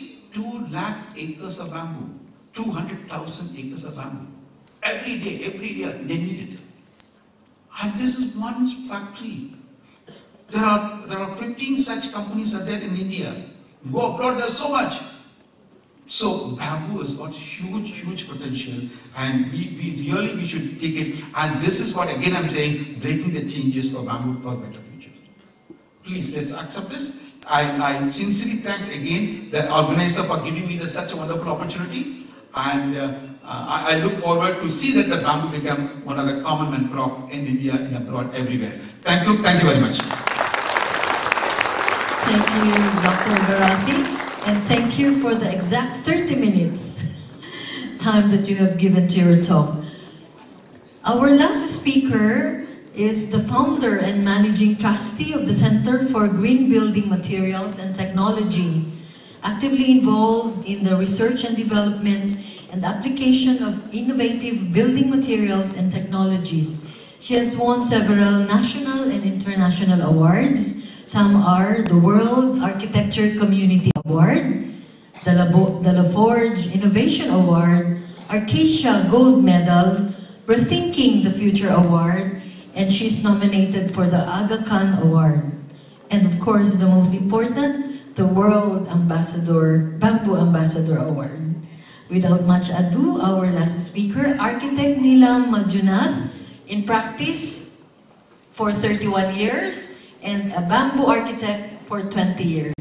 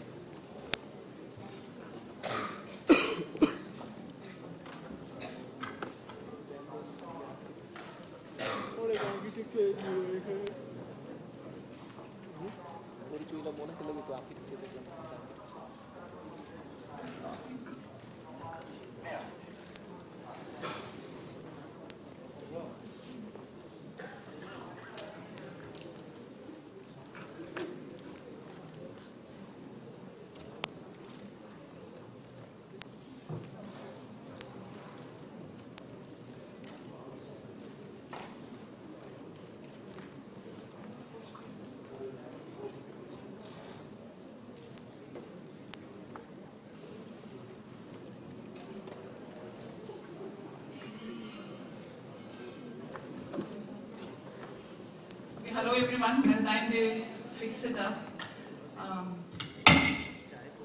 I think you all have got energized with, because Dr. Bharti has energized with energy from bamboo. I heartily thank the organizers, World Bamboo Organization and Mr. Motia for inviting me here, Professor Nirmala, and I heartily thank the state of Manipur for welcoming me to this wonderful state full of bamboo.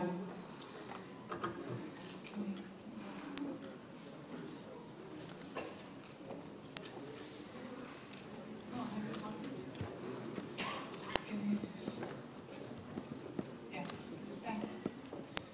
Okay, so my topic for the thing was bamboo in the Indian architecture rather than bamboo architecture, because I have a little distinct problem about that term bamboo architecture, because bamboo is one of the materials in architecture and has to work with all other materials. Only then probably we can actually mainstream the material. And though it is a very important part, it was a very important part of our traditional fabric, architecture fabric, it is always better to term it as bamboo in Indian architecture.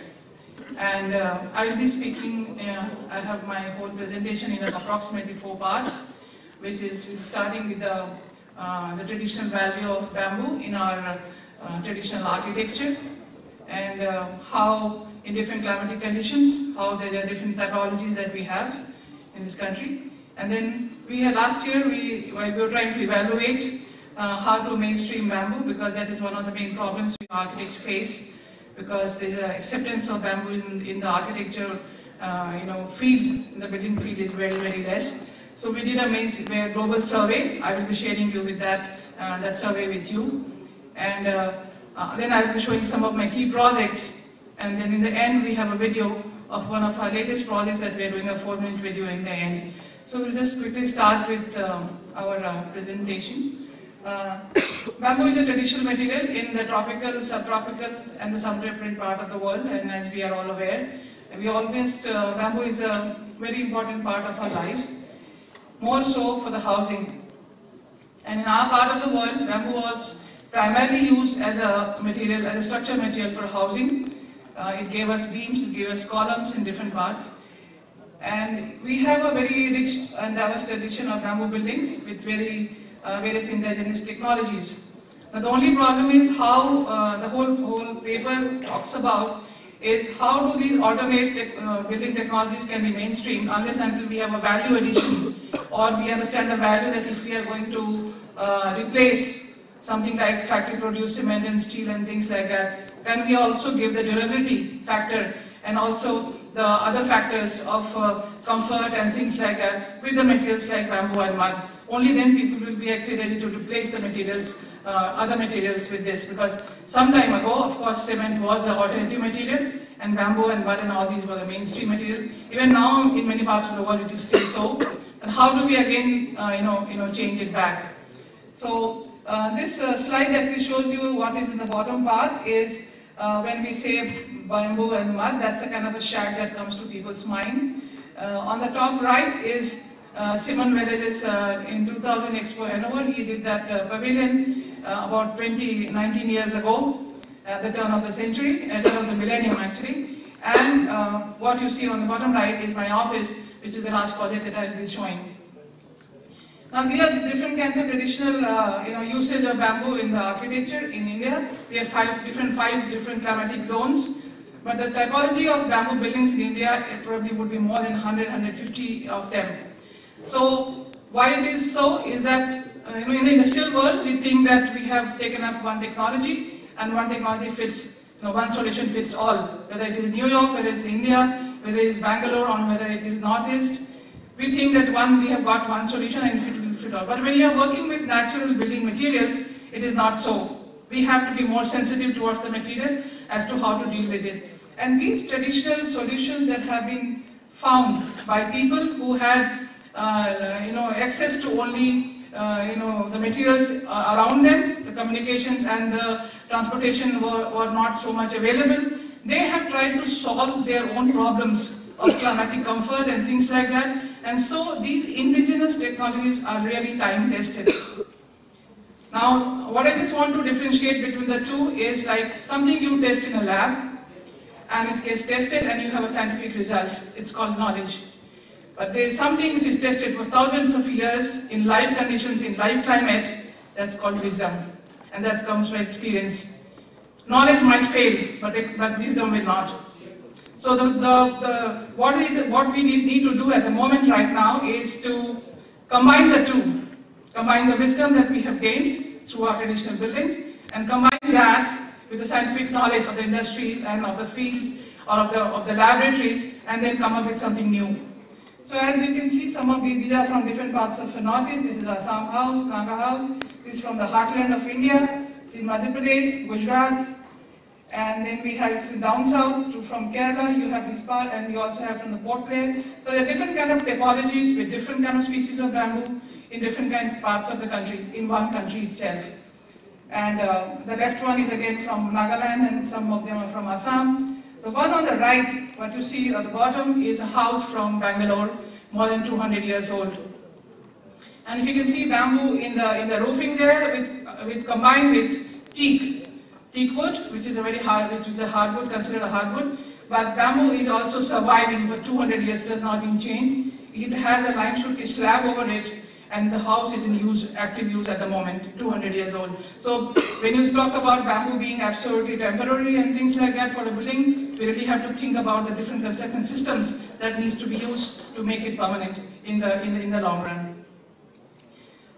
These are some of the technologies that we are trying to work on.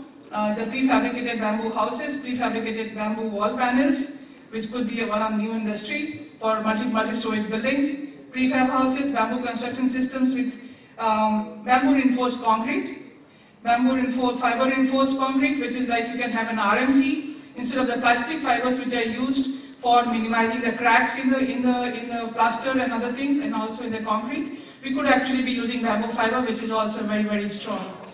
And we can also be using the freeform and shell bamboo roof, because these days everyone is talking about these freeforms, large roofs and things like that, very, very, for stadium. We can't have the normal, conventional RCC slabs.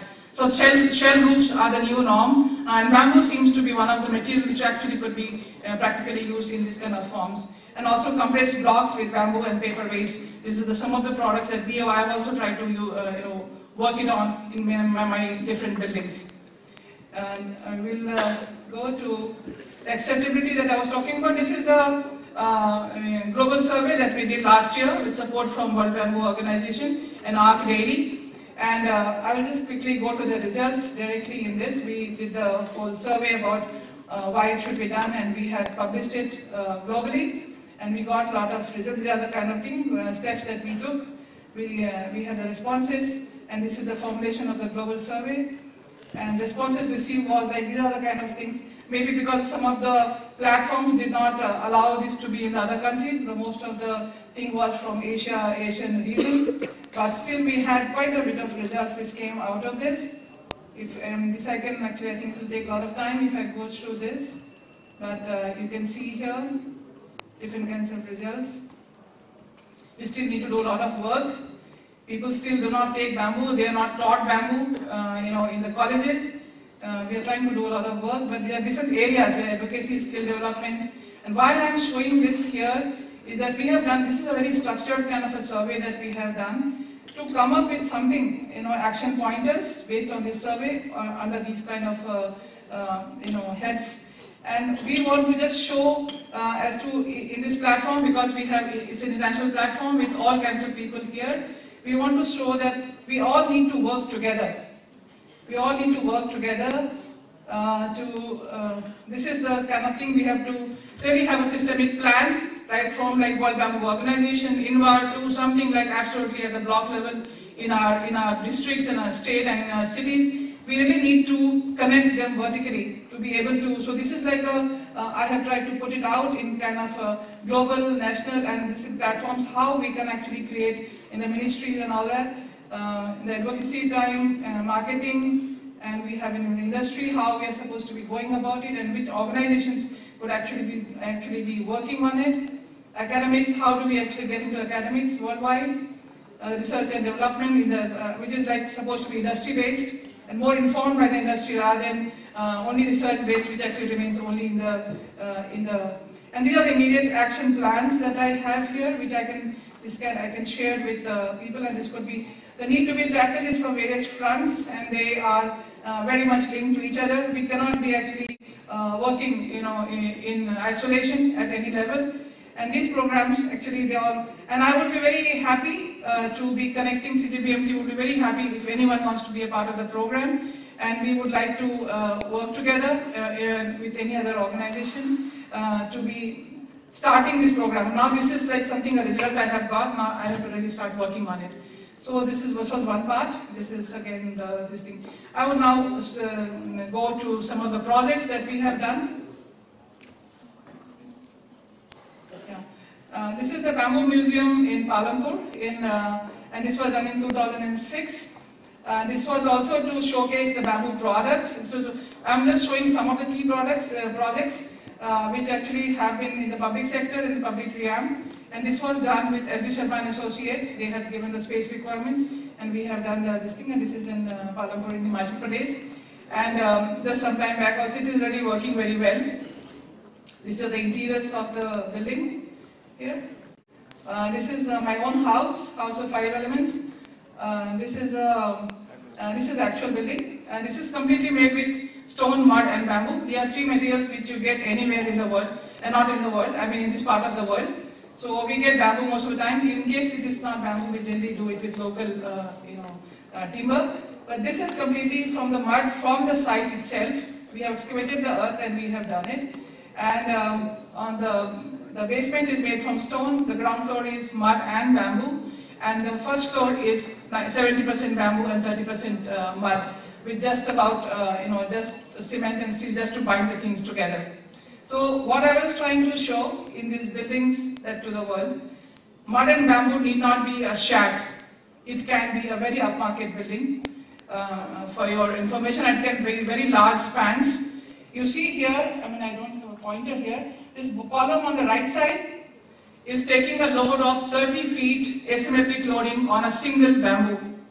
And the slab is 3-inch slab. The total slab, the area is 4,000 square feet. So that's the that bamboo actually has, and it is a vertical, it's directly a straight bamboo. It's not even a bamboo at the slant. So this is and what you see in the slab here is also mud. It is not bamboo.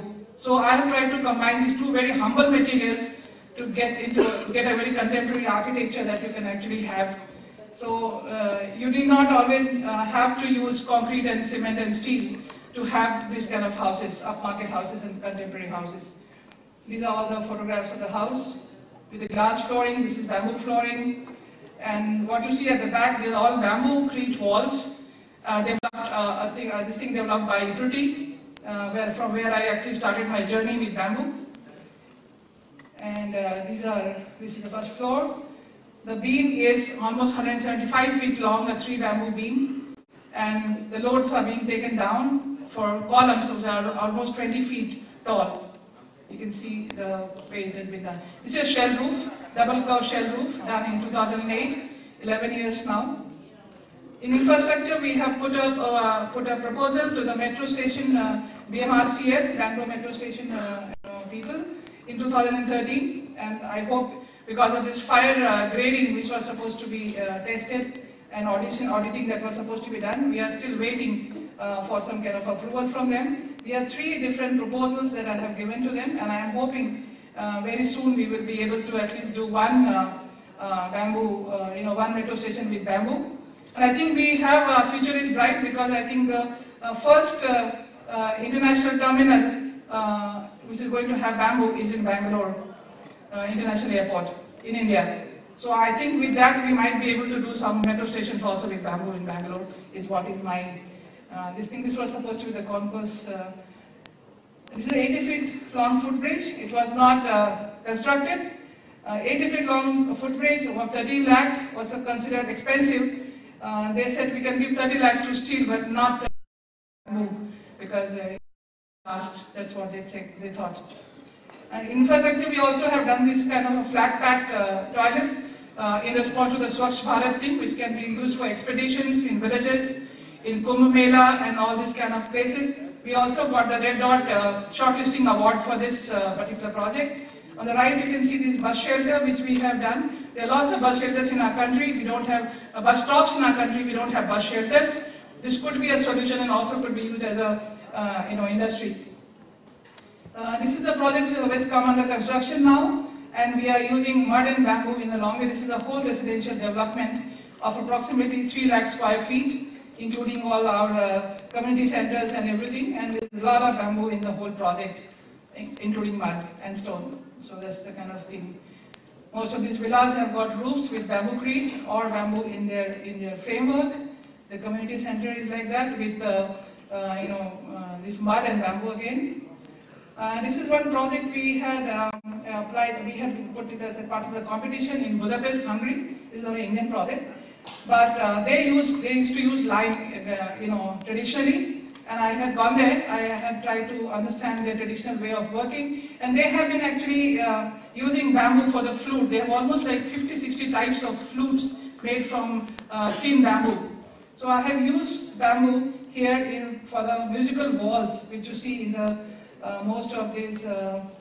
Here.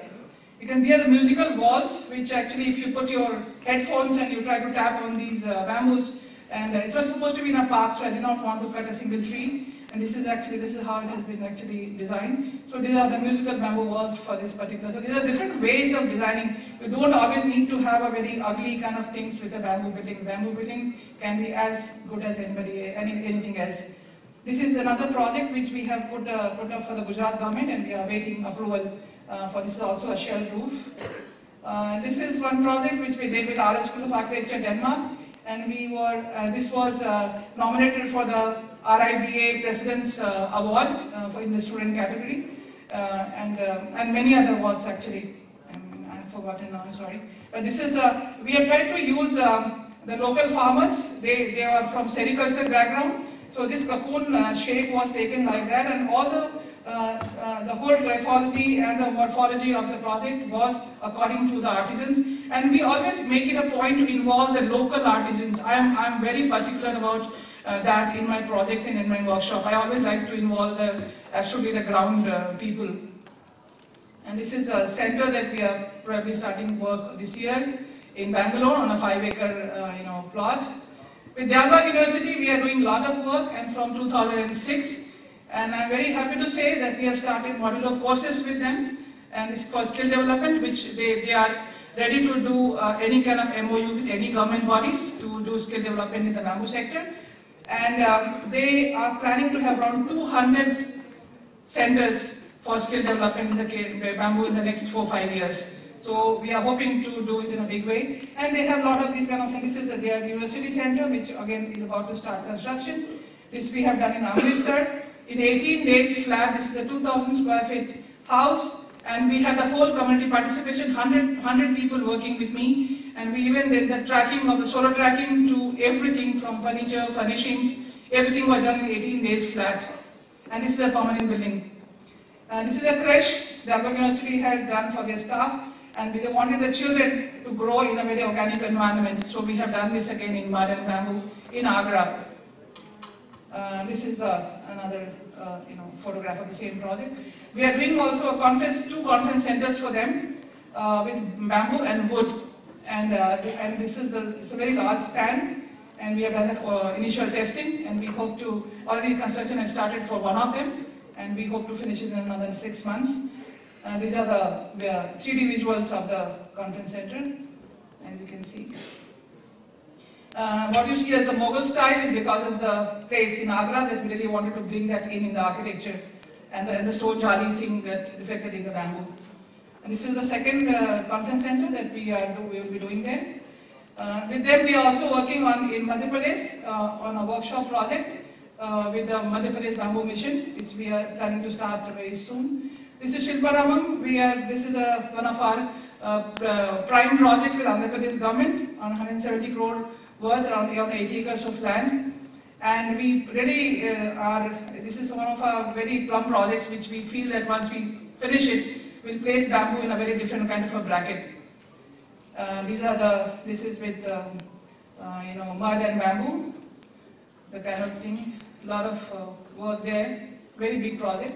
This is another project, Avilala, again from Andhra Pradesh government, and again around 1.5 lakh square feet of bamboo construction in this. These are some of the buildings, 30,000 square feet, single structure, the convention center kind of a thing, and you have a tower, 150 feet tall tower, except for the lift core, everything will be from bamboo, and both processed bamboo and round bamboo both. I always combine both of them together in most of my. I'm an architect, and I use any building material which is actually, and also any kind of bamboo which is, needs to be used in my projects. This is a 120-acre residential development that we are 10th February is the Bhumi Puja for this, and we are doing residential development, all again from mud and bamboo, in Hyderabad, in the city of Hyderabad. This is a project which we are doing at the moment, is going on. We did it as a part of a 45 days, workshop. Winter school, we do the winter school, and this is a shell made from bamboo and mud. It's just 2 inches thick. Is the plastering, or whatever you call it, the shell, the mix, and the mix has been designed by the mud scientists from Bangalore. And this is the kind of construction photographs. And we have tried to. These are local people who are doing all these kind of works, which has been being done traditionally in Madhya Pradesh for a very long time. And I have integrated that into my building. So I'll be showing a video at the end of my presentation about this project, which is what we also wanted was, we need to document not just the material, but the processes, construction processes. And INDAC has come forward, Indian National Trust for Art and Culture Heritage. Those people have come forward to document these processes. And so this project we are doing like that, with the documenting of also traditional processes, and then taking it forward into a new kind of a building vocabulary. This is some of the photographs of the project. And of course, the India Pavilion, which you will be seeing after some time, so I am not putting the pictures of that. And my most favorite project, my office. I would just quickly like to run. This is based on the fishing platforms, where we have been using it for thousands of years. They look very fragile. They are very, very strong. And the whole structure, I wanted, because bamboo is very, strong, though it is very thin to look at, hollow, but it's very strong. And I wanted to bring that character of bamboo into my office. How do you have very light columns taking a heavy load? And that was the way I have worked on this whole structure. So it's not just you do something with bamboo, you take out the inherent quality, character of the material out into the architecture of the whole place. So bamboo here is like going all through the building, just like in a strand, the way they stand in different forms, never straight completely. So I'll run through this whole slide, and this is how you enter. This is just as you enter the building, my office. This is how you see. And all these columns actually are structural columns. They are not interior columns for decoration. And they all have been, we had a lot of models that we had done, and out of that then we came with this structure. I did a one-to-one testing of this building with old bamboos, and then I have replaced the bamboos and done this building in the final thing that was done. the slab is reinforced with bamboo, and the concrete has got bamboo fibers in it. And this is the project which has got the Rafaz Innovation Award. This got the Acacia Award. This got nominated for Aga Khan Award. I mean, there are various things because there are a lot of things which is bamboo. I feel we need to have a composite way to build with bamboo. Unless until we do that, we cannot mainstream the material. We want bamboo to come into construction sector, we have to make composite buildings with combine bamboo with other materials, and only then probably we'll be able to take it to the center stage. So these are photographs of the office. I'm very bad with videos and things. That other one is Intact has made, so this is just, I'm just running you through my office through photographs. So,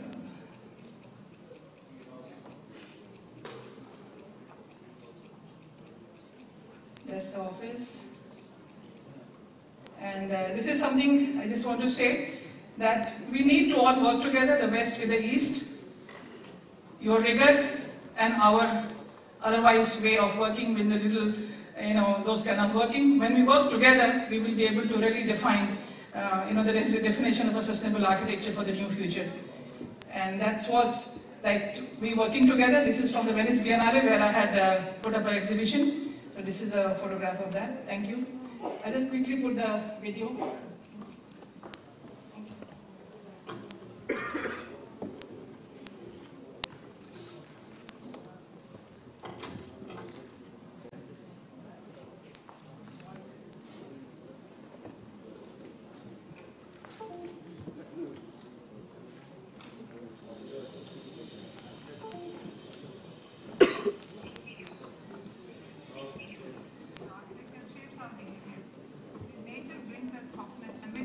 Comes the people who live as close to nature as possible.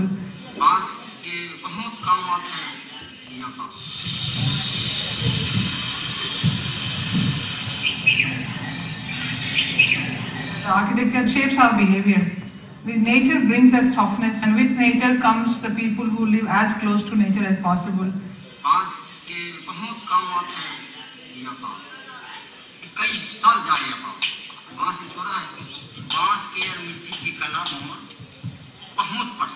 I think bamboo needs a little bit of respect as a building material, along with even respecting the artisans who work with bamboo.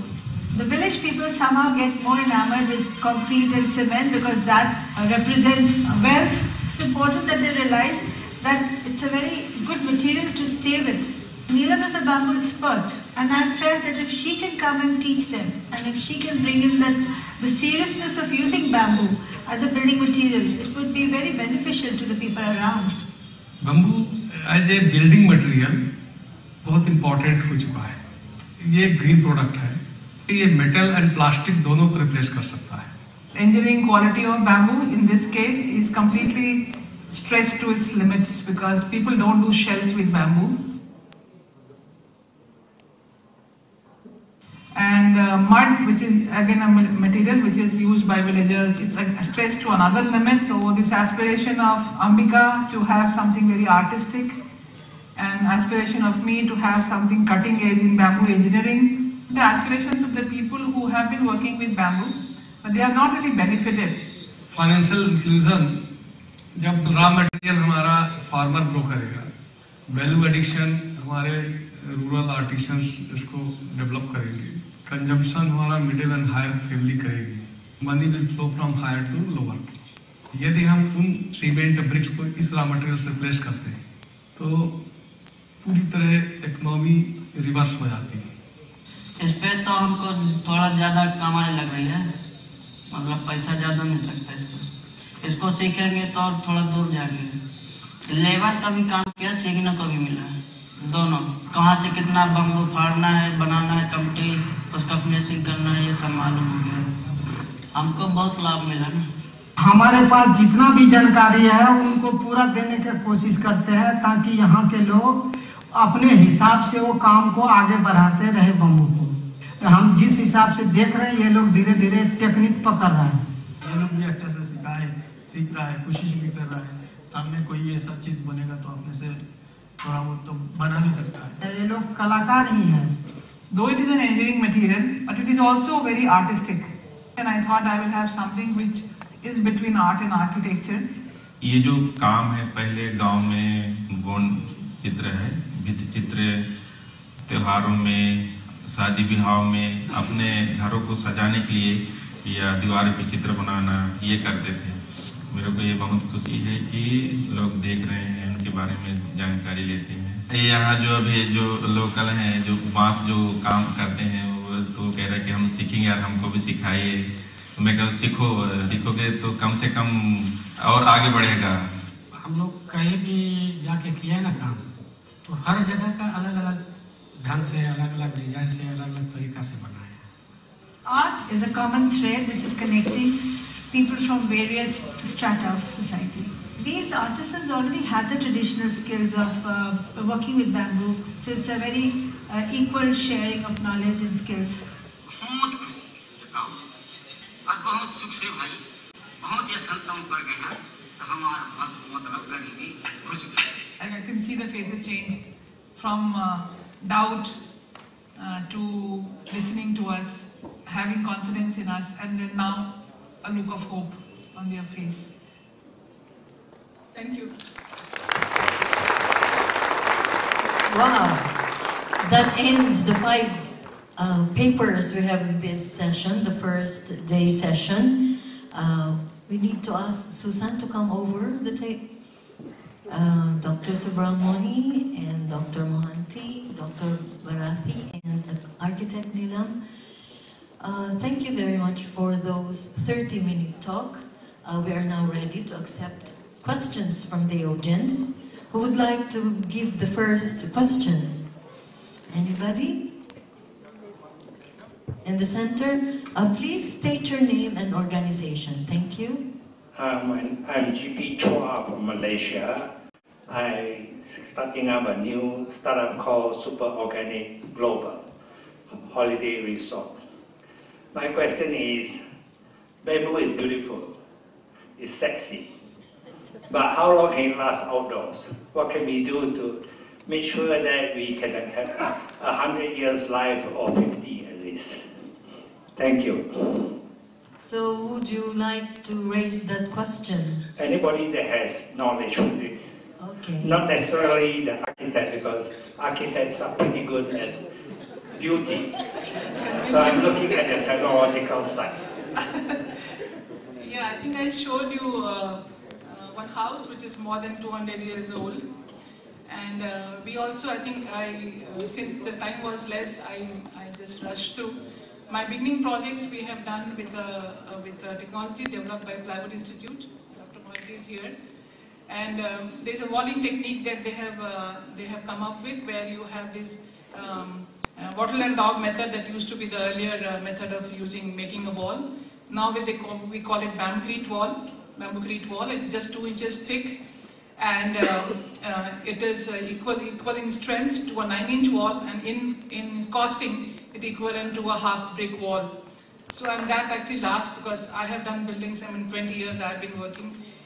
So none of the buildings have, I think one of the first buildings is in Plywood Institute itself, which has been there, they're using it as a club.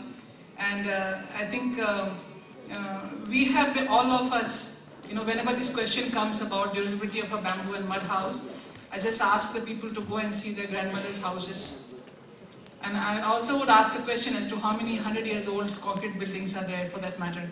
You might be getting 200 years old mud buildings, 600 years old also mud buildings, but concrete buildings are not more than 100 years. I have not seen any. So if we try to compare that way, so it's also the technology. Technology is there. We can always do it. It's not possible. It was also there before, as I showed the house, which is more than 200 years old, and the bamboos have not been changed. They are there. So I think it can be done. Not a problem. I fully agree with you as a layman, but as an engineer, I say no, because those houses you reference to may be only 2-story tall. Sure. So we are looking at maybe 10, 20. Okay, so as an architect, and also using externally, you have fungi growth, you have pest attack. So my question to the rest is, what can we do to make sure that we can guarantee? Because as a professional engineer to sign off, it gets scary, you know. Can I ask you one question? Being an architect, you can ask them. Yeah, okay. How many stories can you make with cement? Cement alone or with the... Yeah, only cement. Because we are talking about bamboo alone. I think that's what Okay, that one I have no... You cannot make even a single story. We have to do composite buildings. That's what I said. Why, when we are talking about bamboo, we want bamboo to perform everything. But when it is steel or any other material, you are ready to do a composite building and say that they work there perfectly. But why so much bias towards bamboo? That bamboo has to be this also, that also, and this also? No. I buy that. Yes. There are no argument with that and approach. if you But the next question leave a steel outside, it won't even last 7 months, it will start rusting. Yeah. But I can have a bamboo pergola for 15 years without any kind of a treatment. It will still work. But in America, we are going to cross-laminated timber. No, so can bamboo do the same cross-lamination so that we have the same benefits? Okay, you can answer that, Dr. So during the course of my presentation, I showed you the second generation product where there is lamination. Bamboo strips you can join horizontally or vertically, and when we are doing horizontal lamination, one can be in this direction, another can be the other transverse direction, so it is possible. Bamboo is a versatile material, it can be used in multifarious ways, suiting your purposes, and it is a good replacement of vitreous tiles as cross lamination, so there is no difficulty in using bamboo. It has limitations as we discussed because of cellulose content in the beginning.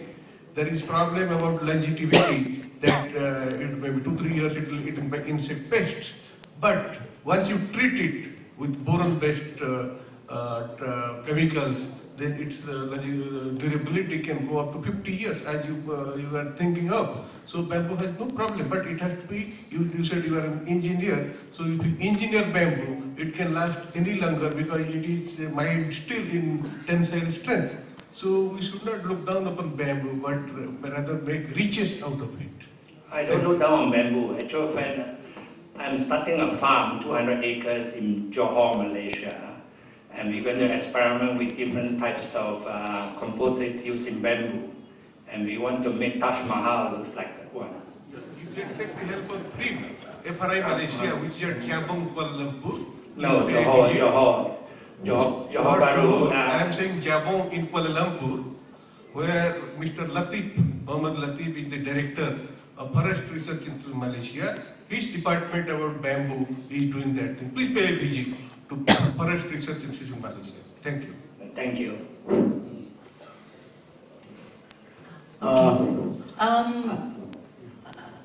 Can I ask? Another question? I think we have to have another question. Yes? Yes. Oh, well, did we answer your question, engineer? Are you happy? Okay, I think you need to have architect Nilam go to Malaysia. You want to have architect Nilam to go? We're happy to invite her along if she fly there. Yeah, that's good. So you will continue your discussion and your fight. We don't fight, we just explore. Okay. No, I'm sharing it with the rest of our friends here, so that they wake up from this lunch break. Good. And you see, this is really what's happened when we have the World Bamboo Workshop.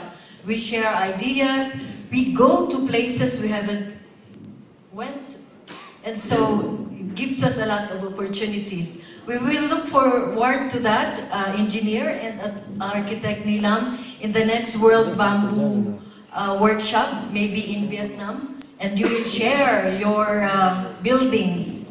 Next year we also want to run a sustainability living eco-village Are we invited?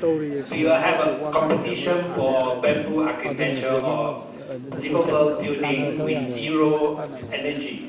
Wow. Zero watts. You have a challenge. Ladies and gentlemen, you can go to Malaysia next year. Yes, please come back. Okay, let's give him a big, big hand. Thank you, Malaysia. Yes? The guy with white. Okay. Hi, I'm Vardhaman from Pune, Maharashtra. Considering the government schemes and all the government subsidies, does India stand a chance in global market for bamboo? Because if we consider the China, they have the production cost is very much less. Does India stand a chance in a global market?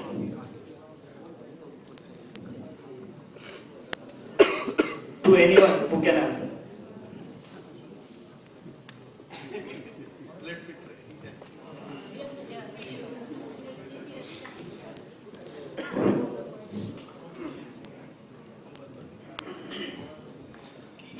Your question is whether India can compete with a country like China in the bamboo sector? Not only China, any other emerging markets which has a low production cost. See, I'll tell you, for any development in any sector, the first thing what is needed is technology. We need to adapt to the new technologies or adopt to the technology development or maybe technology transfers from the country where they have it. And that's how in one of my slides I spoke about South-South cooperation, where countries like India can get technology from countries like Indonesia or China or Malaysia or anywhere. Like that, they can also, whatever expertise India has, they can also take it. So that is mutual. That is how we call it South-South Initiative and Cooperation, which Inbara has started. And we have a project in Africa under the South-South Cooperation where experts from India went there to Tanzania, Madagascar and Ethiopia, 3 countries, and gave them training on bamboo plantation and such things wherever is needed. And there are also some people who came from those countries to India to learn from here. And that's how one is exchange of knowledge, transfer of technology, adaptation to new technology, or thinking of developing the new market through innovative products, like go towards value chains, work on value chains. That's how you can develop it. It is not, I can never say that it is not possible. India, of course, has the potential. India is among the world's largest bamboo resources here, if you see, with more than 130 species and about around 15.39 million hectares of bamboo here. So the potential is endless. Depends on how we take it forward. Thank you. Thank you, sir. Madam, I'm coming from Where are you? District. Oh, yes, please. Okay. I'm coming from Bamboo District of Manipur. That is Tamenglong District in the Western Hills of Manipur. More than 50% of the geographical area of my district is covered with bamboo forests. However, it is very unfortunate that people over there, 99% are tribals. They practice yoke cultivation, that is shifting cultivation. And they cut down huge biomass of bamboo and other forest products and slash and burn. And every year they practice it. So when I heard from expert and the research person, the potentiality of bamboo for commercial purpose and other energy purpose were very, very huge. But these facilities, these opportunities are not available to our people. That's why they have cut down thousands of hectares of bamboo forests every year and burn it down for planting some vegetables, rice, and then chili, and all this. So when I saw the presentation from various experts, Manipur is labeled in the bamboo project or the bamboo production in the northeastern state, Mizoram Assam, Tripura has, Nagaland, as you have already displayed, has started this bamboo mission, and they have produced so many production from bamboo-based industries, whereas our state, Manipur, is lacking in this sector. So to stop this slash and burn and burning down of huge biomass, particularly of bamboo, for just agriculture purpose, to stop all this, is there any scheme or program from the WBO or the Bamboo Mission or other NGOs, so that the farmers can be encouraged to take up other alternative instead of cutting down those bamboo forests and slash and burn? Thank you. Yes, thank you very much for that question. I feel very sad. Are you sad that it's being burned because it is for agricultural purposes? I think Suzanne has a very, very good suggestion. Can we ask people from Manipur, the state of Manipur, who would like to answer that? Because it concerns your state. And Susan will try. No, I want to first thank you for that very important commentary, because despite our promotion of planting of bamboo plantations, as Dr. Barafi showed,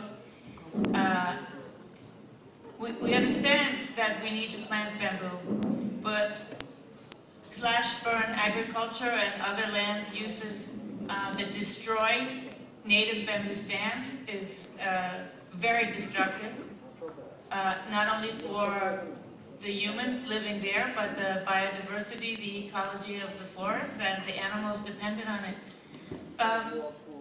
Mr. Haukip, could I ask you, as for Forest Department of Manipur, to answer his question about how can we stop this happening in Manipur?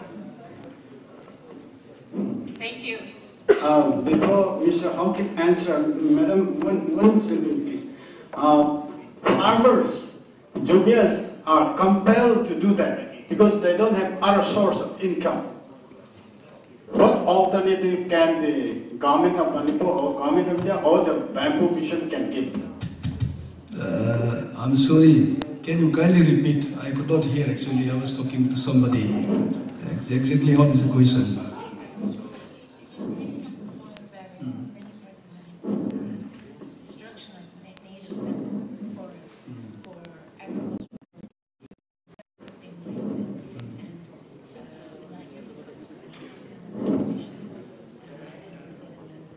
Can I answer a little bit for the gentleman? Yes. Please tell me. Just in brief, kindly repeat, remind the question.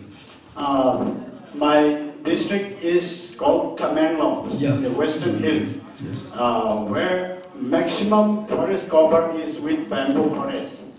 And there, since the commercial purpose of bamboo and other sources of income are very less, people are still practicing the as-old shifting cultivation or jomias, slash and burn. So thousands of hectares have been cut down and burned every year for agriculture purpose.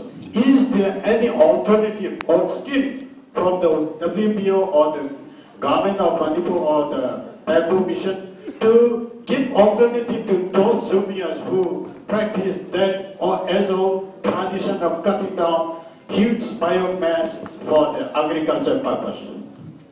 Thank you.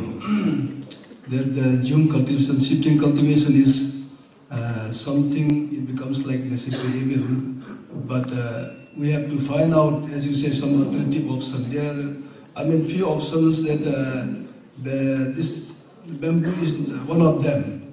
You can say, you can use these cash crops also, horticulture cash crops and all that, but of course, the main problem is that connectivity to this area, what you mentioned is very a bit interior places where you don't have this connectivity road. Even to use whether bamboo or any cash crop, anything, this extraction road for all these produces is one problem, infrastructure problem. That is one thing. We can have few options. As you said that in shifting cultivation is a long age, this old age practice. So far, scientists have been doing research and all, but there's no viable alternative solution or which has not come out so far.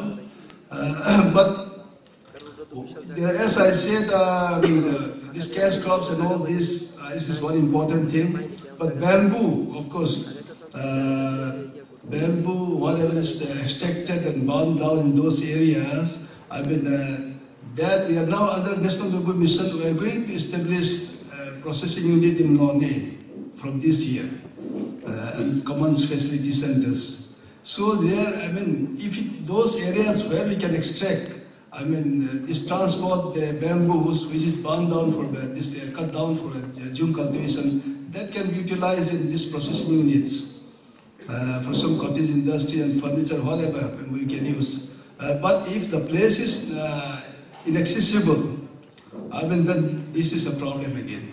Inaccessibility is a main problem. Whether you plant bamboo, you plant cash crops, horticulture crops, this is one thing that you really cannot extract or transport out the produce. But wherever, we can have this extraction road, we can transport this harvested bamboos, definitely from this year, in few districts, from this year, Chutanpur, Norne and this Imphal, we are going to establish primary processing units where you can do value additions, and definitely those bamboos which are cut down. As I mentioned, if it is an inaccessible area, we cannot do anything. But if it is accessible and if it can be transported out, at least by some truck or Shaktiman, whatever, then definitely those things can be used. In our processing unit, which we are going to establish in Norne 1. So that place, definitely some of these cut down bamboos for Jhum, it can be utilized. Unlike before, it remains unutilized and wasted, but at least some of them, where we can take them out, where we can extract them out, those things can be utilized in Norne. This is one thing we have already planned and going to establish by the end of this current financial year in Norne. So the problem in Tamenglong, Norne district, it can be taken up by this processing unit. And year by year, we are planning to develop high-end products for these processing units. Yes. So, I don't know, are you satisfied or not? So according to Mr. Hawkins, integrated planning is necessary. That means? Yeah, definitely. To control Jhum, bamboo is not the only solution. As I said, you need some integrated approach.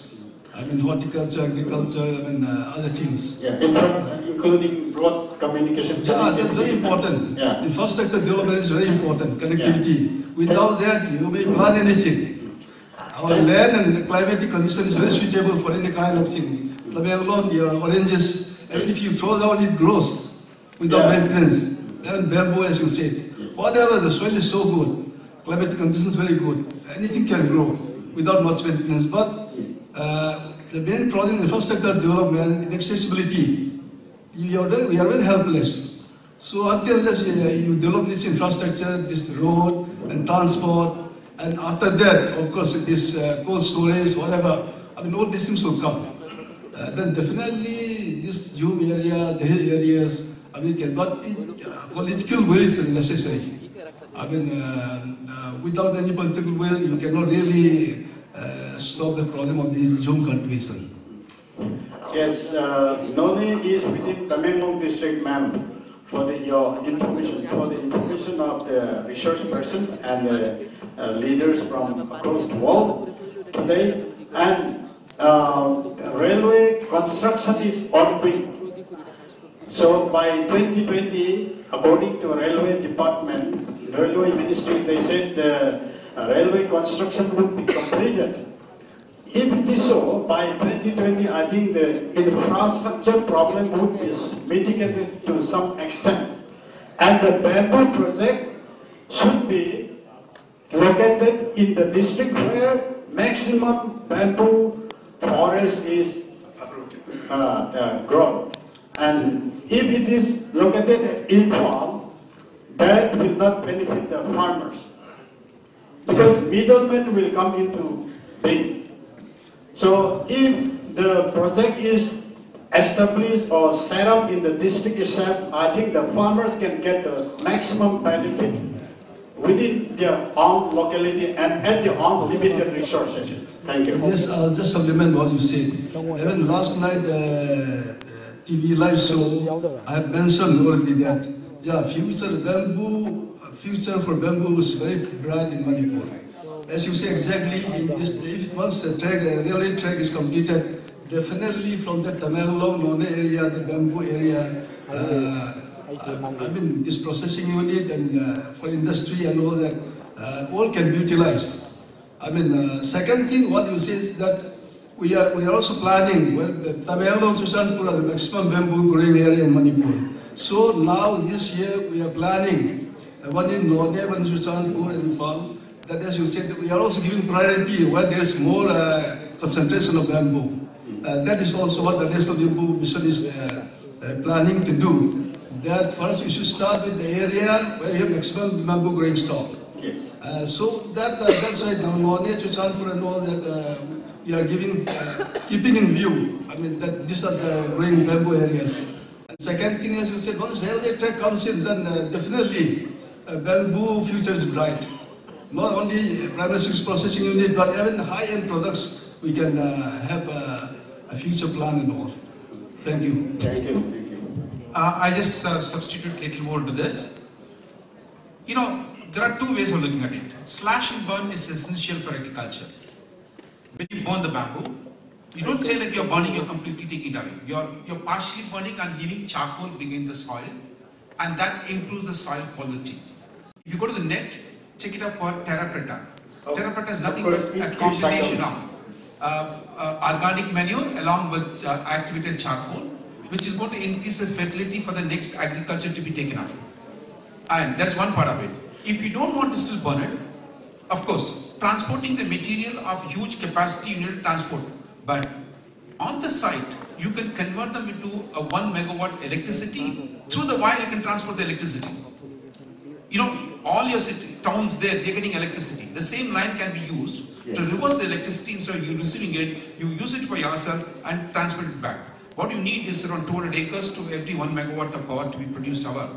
And this kind of a project should come in your area to use those bamboo into either do that. Or if you say no, you don't want to do anything, power and all that, it involves a lot of investment, convert them into simple things like bamboo chips and briquettes and pellets, which could be done at the village level easily with a little bit of power, or you can generate the power through the bamboo itself. And there is a huge international market coming up. And there is couple of people are there who wants to take 25,000 tons of bamboo every month, and then they don't have the bamboo. And it's only that bamboo should be of compressed and volumes used, so that the density is low, transportability is easy, and the energy value is better. So these are all some of the very simple things which could be done in the place where accessibility is not there. Thank you. Excellent. I think in the interest of time, they're very, very strict. They told me we have to stop at 5 o'clock. So anyway, we'll have that as the last question. But, lots of questions. What will I do? Sir? Let us continue with the we need to finish at 5, but there is a suggestion here. Every day, if you look at your program, every day at 12:30 to 1 o'clock, we have a discussion hour. Any topic? Yeah. Because we cannot get your questions now, we advise you to write your questions to a particular speaker. We will gather all the questions, and then maybe in the discussion hour, we can discuss your question to all the speakers involved. One sentence, I can. Only one sentence. 5 o'clock. Having learned today from World Bamboo Workshop, we have almost decided that we love not the trees, the leaves, but bamboo more. Now, one thing, breaking the challenges of bamboo for a better future. we do feel that having loved bamboo so much, why won't we change for the other bamboo workshops coming later on in other parts of the world, that welcoming the blessings of bamboo for a better future in a positive term. And another thing, is this World Bamboo Workshop related with the United Nations, or can there be something like, or is there something like World Bamboo Mission? I belong to Manipur, coming from Kaksin. We have just laid the foundation stone for one Sai Susanti Singtam Heritage Park for promotion of ecotourism and help resist global climate change. That is a small trip for a better future. So with these ideas of bamboos and these blessings coming to us, we warmly accept. Thank you. Well, with the permission of Madam Chairman, to take out some steam out of this heated but beautiful debate, the Chief Minister of Manipur, in honoring Michelle Abeti and Susan Gass on the World Bamboo Workshop, is hosting a state dinner, and I have the pleasure on behalf of the government of Manipur, the Chief Minister, to invite you all to the Imphal Hotel, where the Chief Minister himself will come. He will have a cultural program. Thank you, ladies and gentlemen. Please, Madam Chairman, continue.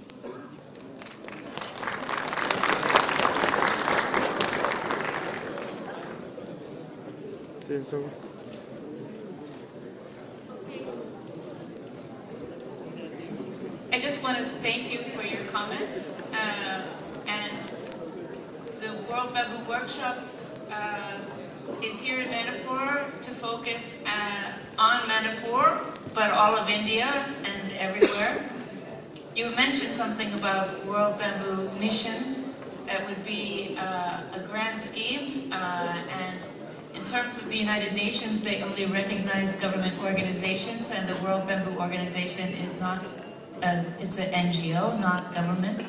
We do, we are a member of the United Nations Global Compact, which is just a commitment and a mission to the sustainability goals of the United Nations. But we share your desire to unite all of it, the planet, and in terms of workshops and conferences and more networking opportunities, there's never been such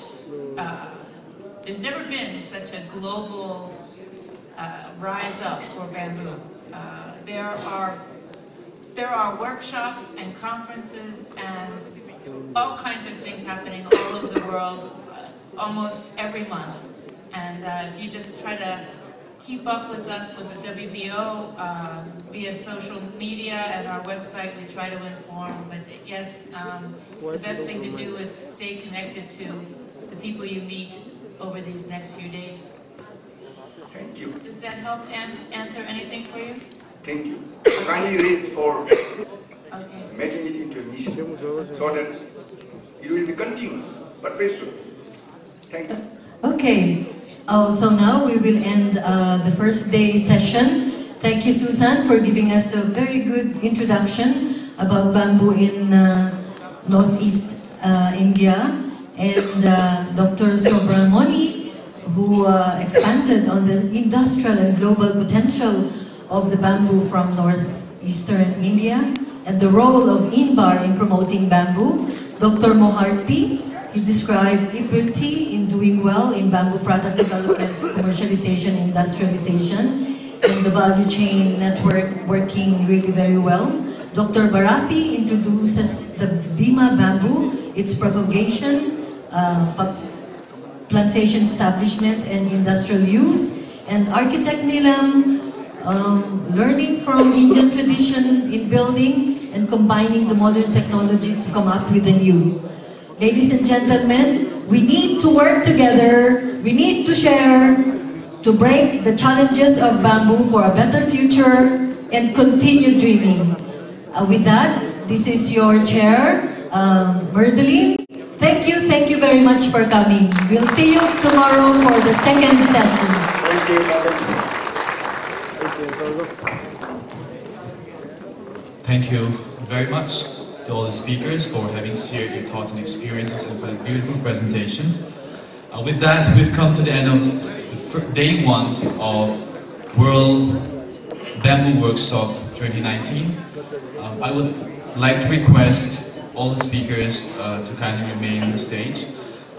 The organizing committee would like to honor each and every one of you with a presentation. But I would like to request Sri Kirilovi Angami, IFS Principal Chief Conservator of Forest, Manipur, to kindly honor them.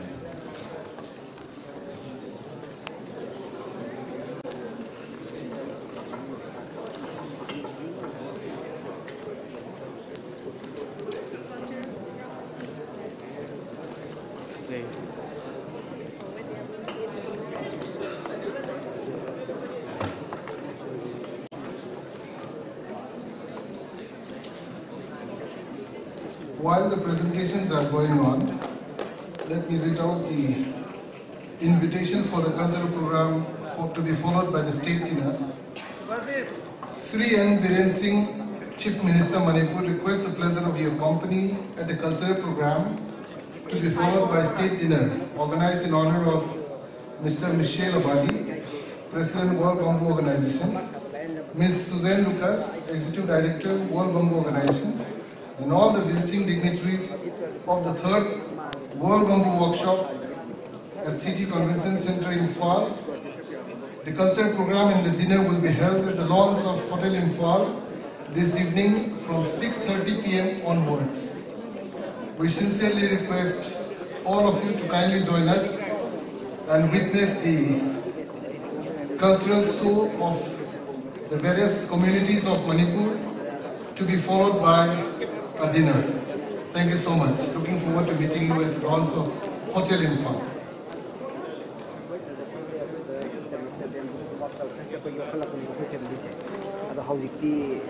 Yes, like Sri P.Y.P. IS Principal Secretary, Textile Commerce and Industry, Government of Manipur has announced. Honorable Chief Minister of Manipur, Sri N. Biren Singh, has invited everyone present here today for a cultural program, followed by dinner at the Classic Hotel. So I would like to request each and everyone present here to please kindly be present at the venue by 6:30 p.m. With that, we've come to the end of day one of the 3rd World Bamboo Workshop 2019. Thank you all so very much for your participation and your presence, and we look forward to seeing you tomorrow, day 2 of the program. Thank you all very much. Have a pleasant evening.